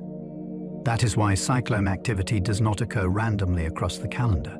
It pulses with seasons, reaching a peak when stored ocean heat and atmospheric conditions meet in the right balance. Yet each basin has its own timing, shaped by geography, monsoon cycles, and hemispheric differences. This makes cyclone season feel less like a date range on paper and more like a recurring planetary mood. The world turns, the seas warm, the winds adjust, and the atmosphere becomes more willing to spin. The official season matters, but nature does not always respect calendars. Season dates are useful because they mark the period when cyclones are most likely, helping governments, forecasters, and communities prepare. But the atmosphere does not consult a printed schedule. If ocean warmth, moisture, and wind conditions come together earlier or later than expected, a storm can still form outside the official bounds. That is why pre-season and post-season cyclones sometimes surprise people who assumed the danger window had not yet opened or had already closed. The official season is a statistical guide, not a physical barrier. Nature works through conditions, not ceremony. This is one of the more humbling truths about weather. Humans create neat categories because they help organize action and memory. The atmosphere remains gloriously indifferent to them. A basin may usually behave one way, then offer a reminder that averages do not rule individual events. A cyclone outside the season feels startling precisely because it exposes the difference between our calendar and the planet's actual timing. Some cyclone names are retired forever after especially deadly or costly storms. When a storm's name becomes inseparable from extraordinary loss, that name is often removed from future lists. It is a small but powerful act of memory. Names are meant to help communication, yet after a truly devastating cyclone, repeating the same name years later would feel jarring, almost disrespectful to those who lived through the original disaster. Retirement acknowledges that some storms leave a mark too deep for routine reuse. The name becomes historical rather than operational. For viewers and listeners, this can be one of the most human details in all of meteorology. Beneath the science of pressure, wind, and rainfall lies a record of grief, survival, and collective remembrance. A retired name is evidence that the storm crossed into culture and history. It stopped being just one event among many. It became a reference point, a word that now carries ruined coastlines, emergency broadcasts, family stories, and the knowledge that one storm can change how a generation hears a name. Naming storms helps the public remember warnings and track separate threats clearly. Before storms were consistently named, it was much easier for confusion to creep into forecasts, reports, and public conversation. A name gives a cyclone a clear identity, which matters enormously when more than one system exists at the same time or when a storm lasts long enough to dominate headlines for days. People remember names better than technical coordinates or vague descriptions of a low-pressure area over the sea.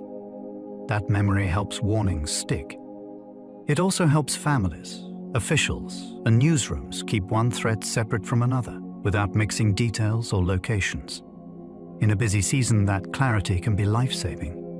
A name turns a moving weather system into something the public can follow from update to update with less uncertainty. It is one of those simple inventions that seems obvious only after it works. The science of forecasting may be complex, yet public safety often improves through something as human and memorable as giving the storm a proper name. Human names replaced older latitude-longitude labels because people remembered them more easily. Imagine trying to follow a dangerous storm called by nothing more than its position on a map, a string of numbers that shifts with every update and means little to anyone not trained to pass coordinates quickly. That older style was precise in one sense, yet awkward for public communication. Human names changed that. They made storms easier to remember, easier to discuss, and much easier to distinguish in broadcasts, newspapers, and emergency planning. Once a name enters public conversation, it travels naturally from forecasters to families, from radio bulletins to kitchen tables. That matters because warnings only help when people can hold on to them. A memorable name gives the storm a stable verbal identity, while its location keeps changing. There is something revealing in that choice. Meteorology advanced not only by building better instruments and models, but also by learning how people actually listen, remember, and respond when weather becomes dangerous and time is short. Cyclone categories describe wind, but they do not capture every deadly hazard. A category can be useful because it gives a quick sense of how strong a storm's winds have become. But that number does not summarize the whole danger. It says little about rainfall totals, about storm surge shaped by coastline and tide, or about how long the system may linger over one place. A lower category can still drown communities underwater, while a higher category in a different setting may produce a very different outcome. This is one reason tropical cyclones can be so misunderstood. People often want a single number that tells the whole story, yet the atmosphere rarely offers such simplicity. A category measures one important feature, not the complete experience of landfall. The real threat lives in the combination of hazards and in where the storm strikes. That makes cyclone warning more like interpretation than scorekeeping. Wind matters deeply, but the storm is always more than its label on the scale. A lower category storm can still cause historic flooding and devastating loss. This fact unsettles people because it breaks the instinct to rank danger by wind alone. A storm that is not at the top of the category scale can still move slowly, carry vast moisture, strike vulnerable terrain, or arrive where rivers, streets, and floodplains are poorly prepared to handle extraordinary dévoilie. Rain. In those cases, water becomes the author of the disaster rather than wind. Homes may remain standing while neighborhoods are submerged. Trees may survive while roads vanish and bridges fail. The damage can be immense, and the human toll can be heartbreaking, even though the storm never wore the most extreme wind label. That is why experienced forecasters often stress impacts over category. The atmosphere does not care whether a system sounds modest on paper. If the setup favors flooding, the consequences can become historic. A cyclone's danger lies in what it does to a place, not simply in how fast its peak winds were measured. Stronger categories often mean worse wind damage, but local impacts vary wildly. Two towns can face the same cyclone and come away with entirely different stories. One may lose roofs, windows, and power for weeks, while another, only a short distance away, escapes with fallen branches and scattered debris. Part of that difference comes from which side of the storm passes closest. Part comes from terrain, building quality, elevation, vegetation, and even the angle of nearby coastlines. Wind categories do reflect real increases in destructive potential, yet they cannot describe every local outcome because no storm strikes a blank canvas. It hits a particular place with its own vulnerabilities and strengths. That is what makes cyclone damage so uneven and so fascinating to study. A category tells you something important about the storm. It does not tell you everything about the meeting between that storm and a specific community. Local impact is where meteorology meets geography, engineering, chance, and the stubborn details of real life. Building design can decide whether the same cyclone becomes a crisis or a scare. The storm may be identical in wind and rain, yet the outcome can differ dramatically depending on what it meets on land. A well-built home with strong roof connections, protected openings, and careful construction details may endure conditions that would tear apart a weaker structure nearby. The difference can come down to choices that seem mundane before the storm arrives: how the roof is fastened, how the walls are tied together, whether doors and windows resist flying debris. Once the outer shell is breached, pressure and rain can do far more harm inside. That is why engineering matters so much in cyclone country. It changes the story from inevitable destruction to survivable impact. This does not remove danger, of course, and no building is invincible. But design can shift the odds in powerful ways. A cyclone tests more than weather forecasting. It tests the built world, and sometimes the answer depends on bolts, brackets, and planning. Mangroves and reefs can reduce surge and waves before they reach shore.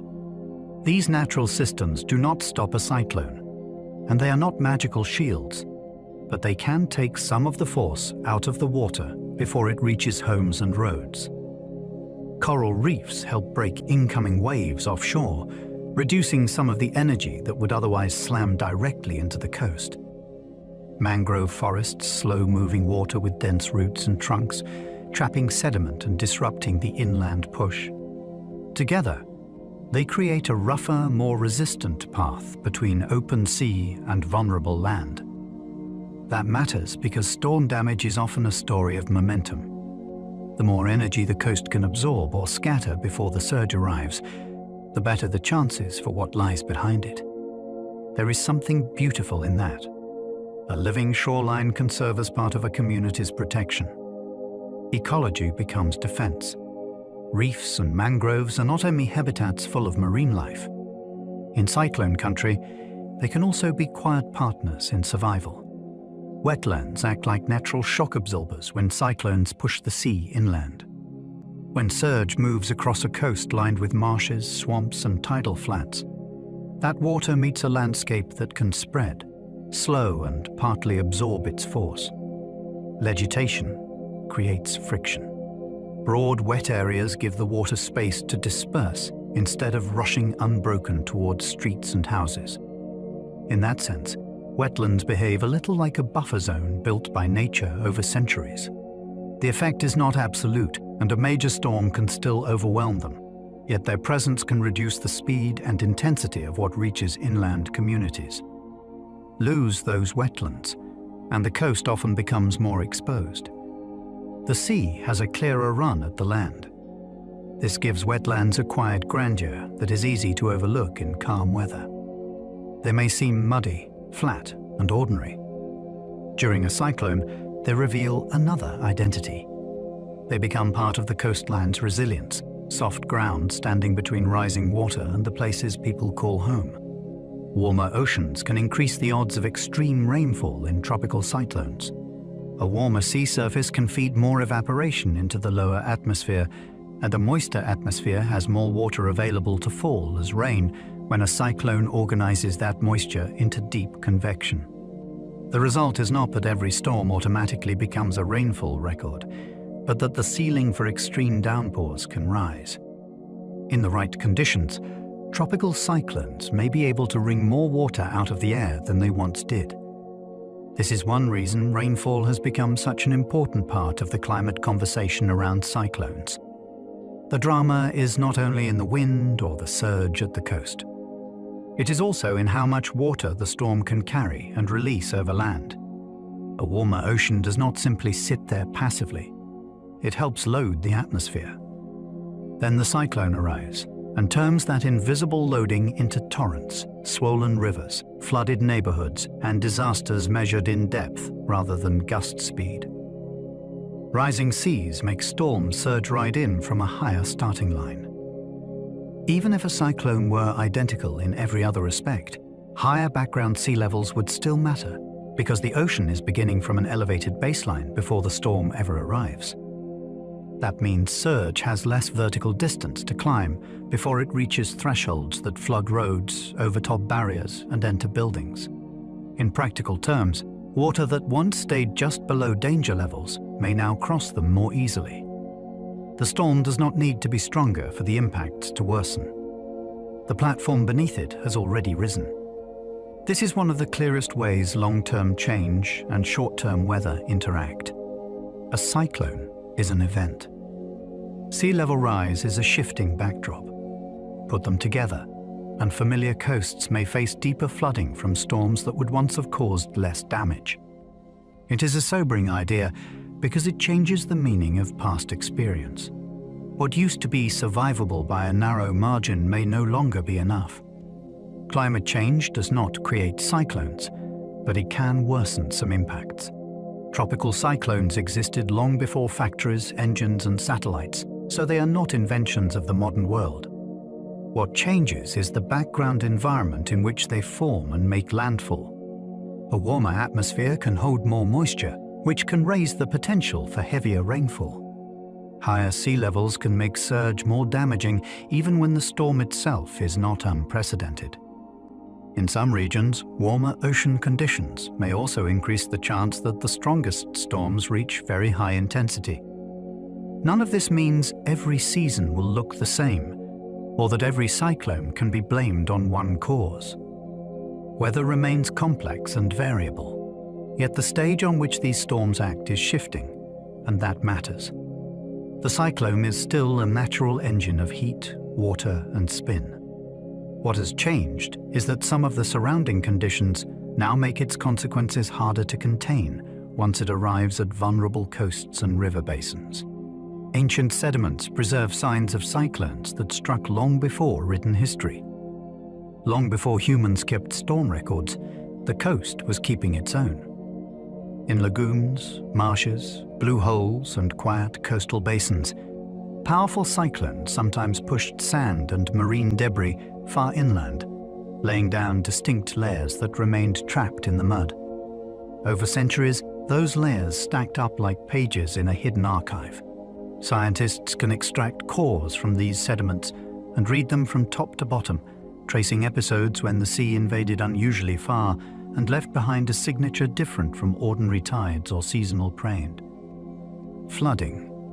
Dating those layers reveals storms that struck places hundreds or even thousands of years before written observation. It is an extraordinary kind of history.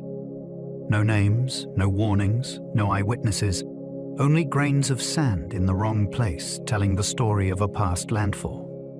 Sediment records remind us that coasts have long memories, and the storms of the deep past are still faintly preserved beneath our feet. Tree rings and cave deposits can hold clues to storms from past centuries. Nature keeps records in unexpected forms. In some forests, unusually severe storm damage can alter tree growth for years, leaving patterns in the rings that hint at disturbance, salt exposure, or sudden ecological change. In caves, mineral deposits grow layer by layer as water drips from above, and the chemistry of those layers can preserve signals linked to intense rainfall or shifts in moisture brought by past cyclones. Neither archive tells a simple story on its own, yet together with other evidence they help scientists stretch the storm record backward beyond the era of modern instruments. What makes this so fascinating is the subtlety. A cyclone passes in fury and noise, but its traces can survive in wood grain and stone drip, stored quietly for generations. The storm is gone. The memory remains. To study old cyclones, researchers do not only read logs and maps. They read trees, caves, and the slow, natural records built over time. Historical ship logs helped scientists reconstruct cyclone patterns before satellites existed. Before weather satellites watched the oceans day and night, mariners were often the only witnesses to storms far from land. Captains recorded pressure, wind direction, sea state, cloud cover, and sudden changes in weather because their lives depended on it. Those entries, written in cramped handwriting across countless voyages, became an accidental scientific treasure. By gathering many logs from different ships and dates, researchers can piece together where storms likely traveled, how intense they may have been, and which ocean regions were active long before modern monitoring. It is a kind of detective work across time. A falling barometer here, a veering wind there, towering seas reported days apart by different vessels, and slowly the outline of a lost cyclone emerges. The idea is beautiful in its own way. Sailors who were simply trying to survive left behind fragments that now help science reconstruct the forgotten behavior of storms over oceans once hidden from view. Some coastlines bear visible scars from storms that struck generations ago. A major cyclone can leave marks that outlast the people who first witnessed them. New inlets may cut through barrier islands. Entire stands of trees may vanish and never fully return. Coastal lakes can become saltier after the sea is driven into them, altering the landscape for decades. Ridges of sand thrown inland by surge may remain as subtle lines across marsh or forest, and eroded bluffs may never reclaim what was lost. In some places, you can stand on a modern shore and still see the long memory of an old landfall written into the shape of the land. That endurance changes how a coastline feels. It stops seeming like a finished place and starts seeming like a place still carrying evidence of former violence. Storms do not merely pass. Sometimes they leave physical signatures that become part of local geography, quiet reminders that a single night of wind and water can alter the land for generations. Cyclones can reshape ecosystems by opening forests and flooding estuaries with salt. When a strong storm passes through a coastal landscape, it does more than damage human structures. It can rip open forest canopies, topple old trees, bury roots in sediment, and push salt water deep into wetlands and estuaries that usually balance fresh and brackish conditions more delicately. Suddenly, sunlight reaches the forest floor, where shade once ruled. Freshwater species struggle in places that have turned salty. Fish nurseries, marsh plants, microbes, and birds all face a changed environment. Some habitats recover quickly, others shift into something new. This is why ecologists often study cyclones not just as disasters, but as agents of ecological reset. The storm redistributes water, light, nutrients, and living space in one violent episode. A landscape that seemed stable can be rearranged into a different pattern of life. In that sense, a cyclone is not only a weather event. It is also a force that edits the living map of the coast. Certain species actually depend on cyclone damage to renew habitat and nutrients. That sounds counterintuitive at first, because destruction feels like the opposite of ecological health. Yet in some environments, periodic storm damage helps keep habitats dynamic. A cyclone can knock down dense vegetation and create openings where new plants can grow. It can wash nutrients into estuaries and floodplains, feeding bursts of productivity once the waters settle. In forests, gaps created by windthrow may allow light-loving species to return. On coasts and islands, some birds, fish, and invertebrates benefit indirectly from the fresh mix of space, sediment, and organic material left behind. This does not make storms kind or harmless. It means ecosystems have evolved under their influence. Over long timescales, life has learned not only to endure disturbance, but sometimes to use it. That is one of the deepest lessons cyclones offer. A storm can be ruinous for individuals, yet still play a recurring role in the renewal and reshaping of entire living communities. Seabirds, sharks, and turtles can sense approaching storms in remarkable ways. Animals often react before humans notice much at all. Seabirds may alter their flight paths or head for shelter as pressure falls and winds begin to shift. Some sharks have been observed moving into deeper or calmer waters ahead of major storms, while sea turtles can change behavior in response to the changing sea state and pressure patterns around them. Scientists are still learning exactly which cues matter most, whether it is barometric pressure, low-frequency sound, changing wave motion, or some combination of signals that animals read more finely than we do. What makes this so captivating is that these creatures are not consulting forecasts. They are responding directly to the atmosphere and ocean in real time. Their bodies are tuned to environmental change in ways ours often are not. A cyclone may announce itself to them long before it announces itself clearly to us, which gives approaching storms an almost invisible biological ripple through the natural world. Flying insects sometimes vanish before cyclones, as pressure changes sweep through the air. Anyone who spends time outdoors before major weather shifts may notice a strange hush, not always in sound, but in movement. In some cases, flying insects seem to disappear or sharply reduce activity as pressure drops and the atmosphere grows unsettled. For small airborne creatures, this makes sense. Falling pressure, stronger gusts, and rising humidity can signal dangerous conditions ahead, and staying grounded may be safer than risking chaotic air. Scientists have found that some insects are sensitive to barometric changes and can alter behavior well before the storm arrives in full force. That sensitivity adds a subtle layer to the story of cyclones. The atmosphere begins changing long before landfall, and tiny animals respond to those early signs. A storm, then, is not only the dramatic moment of impact, it is also the quiet withdrawal before it, when the air changes character, and even the smallest flyers seem to sense that the sky is becoming unfriendly. People often fear the "I is the end," then the backside strikes. The arrival of the "I can" be one of the most deceptive moments in any cyclone.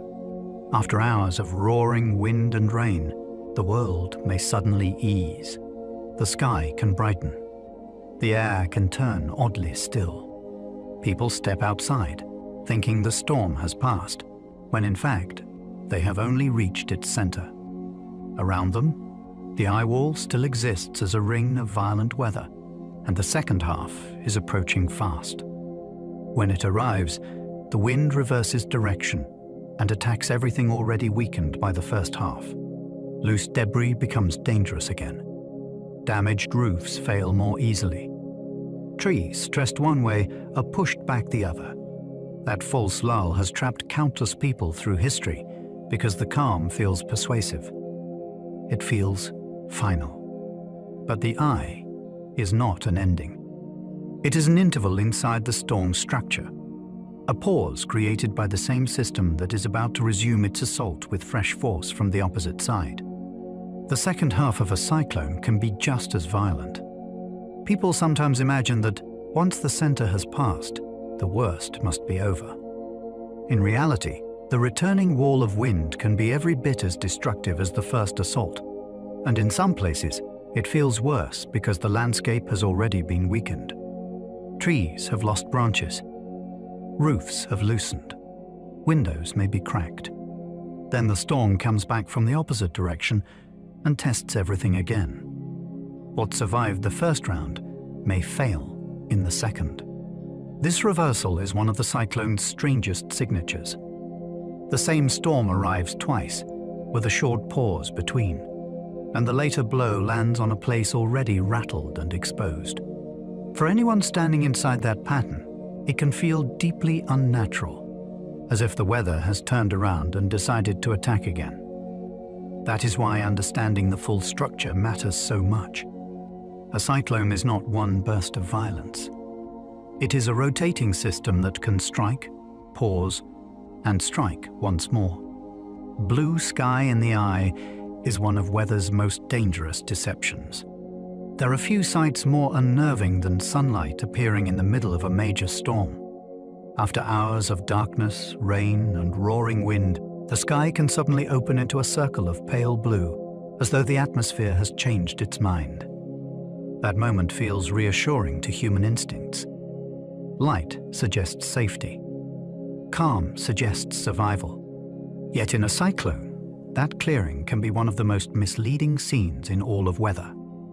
It invites people to step outside, inspect damage, or try to move to a new location just when they should still be sheltered. The danger lies in how convincing the illusion is. The storm has not ended. The violent ring surrounding the eye is still rotating, and the far side is already on its way.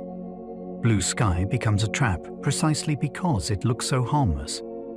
In the architecture of a cyclone, beauty and danger can sit astonishingly close together. Storm shutters matter because wind-borne debris breaks homes before roofs begin failing. Wind alone is dangerous, but wind-carrying debris is far worse. Once branches, roof fragments, signs, or loose objects begin flying through the air, windows can shatter and doors can fail long before the main structure gives way. The moment that protective shell is broken, the house becomes much more vulnerable. Rain drives inside. Pressure changes rush through rooms. More openings form. Damage spreads from one breach into a chain of failures. That is why storm shutters matter so much. They are not a small accessory for cautious people. They are part of how a building keeps its integrity when the storm starts throwing the neighborhood back at itself. One intact window can help preserve the envelope. One broken one can begin a much larger problem. Cyclones reveal that homes are not only tested by what the wind does directly, they are tested by what the wind turns loose and hurls against them with terrible speed. Inland rivers can peak days after a cyclone, long after skies clear. One of the strangest things about cyclone flooding is how delayed it can feel. The storm clouds move on, the wind fades, and sunlight returns. Yet the rivers are still gathering the storm from far upstream.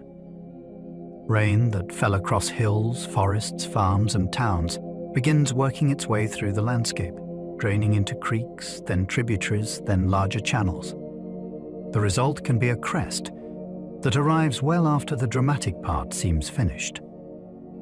A community may wake to blue skies and assume recovery can begin, only to find the main river still rising toward a peak that has not yet arrived. That delay changes how the disaster unfolds.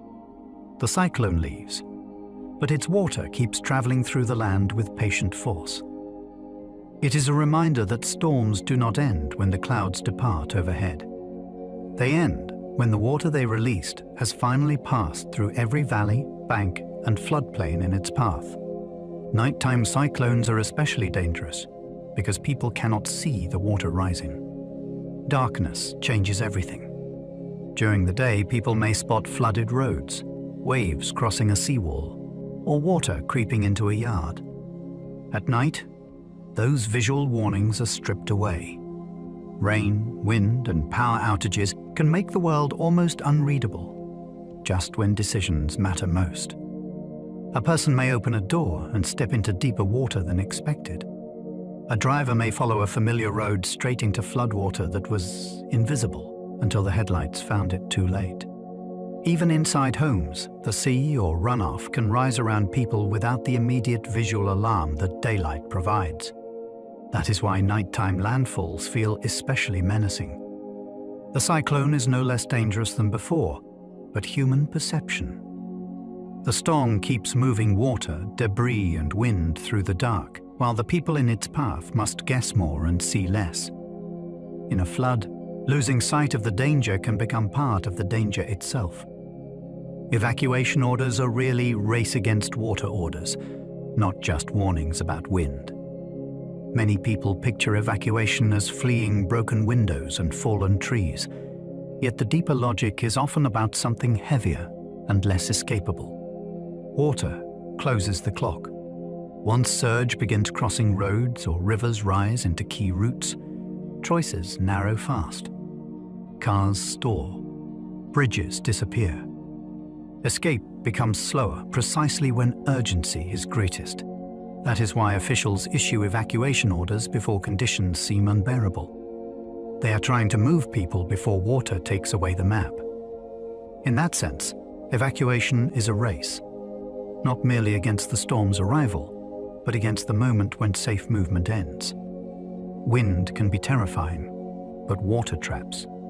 It isolates neighborhoods, cuts emergency access, and turns delay into entrapment. Understanding that changes how the order sounds. It is not simply a request to avoid discomfort or even damage.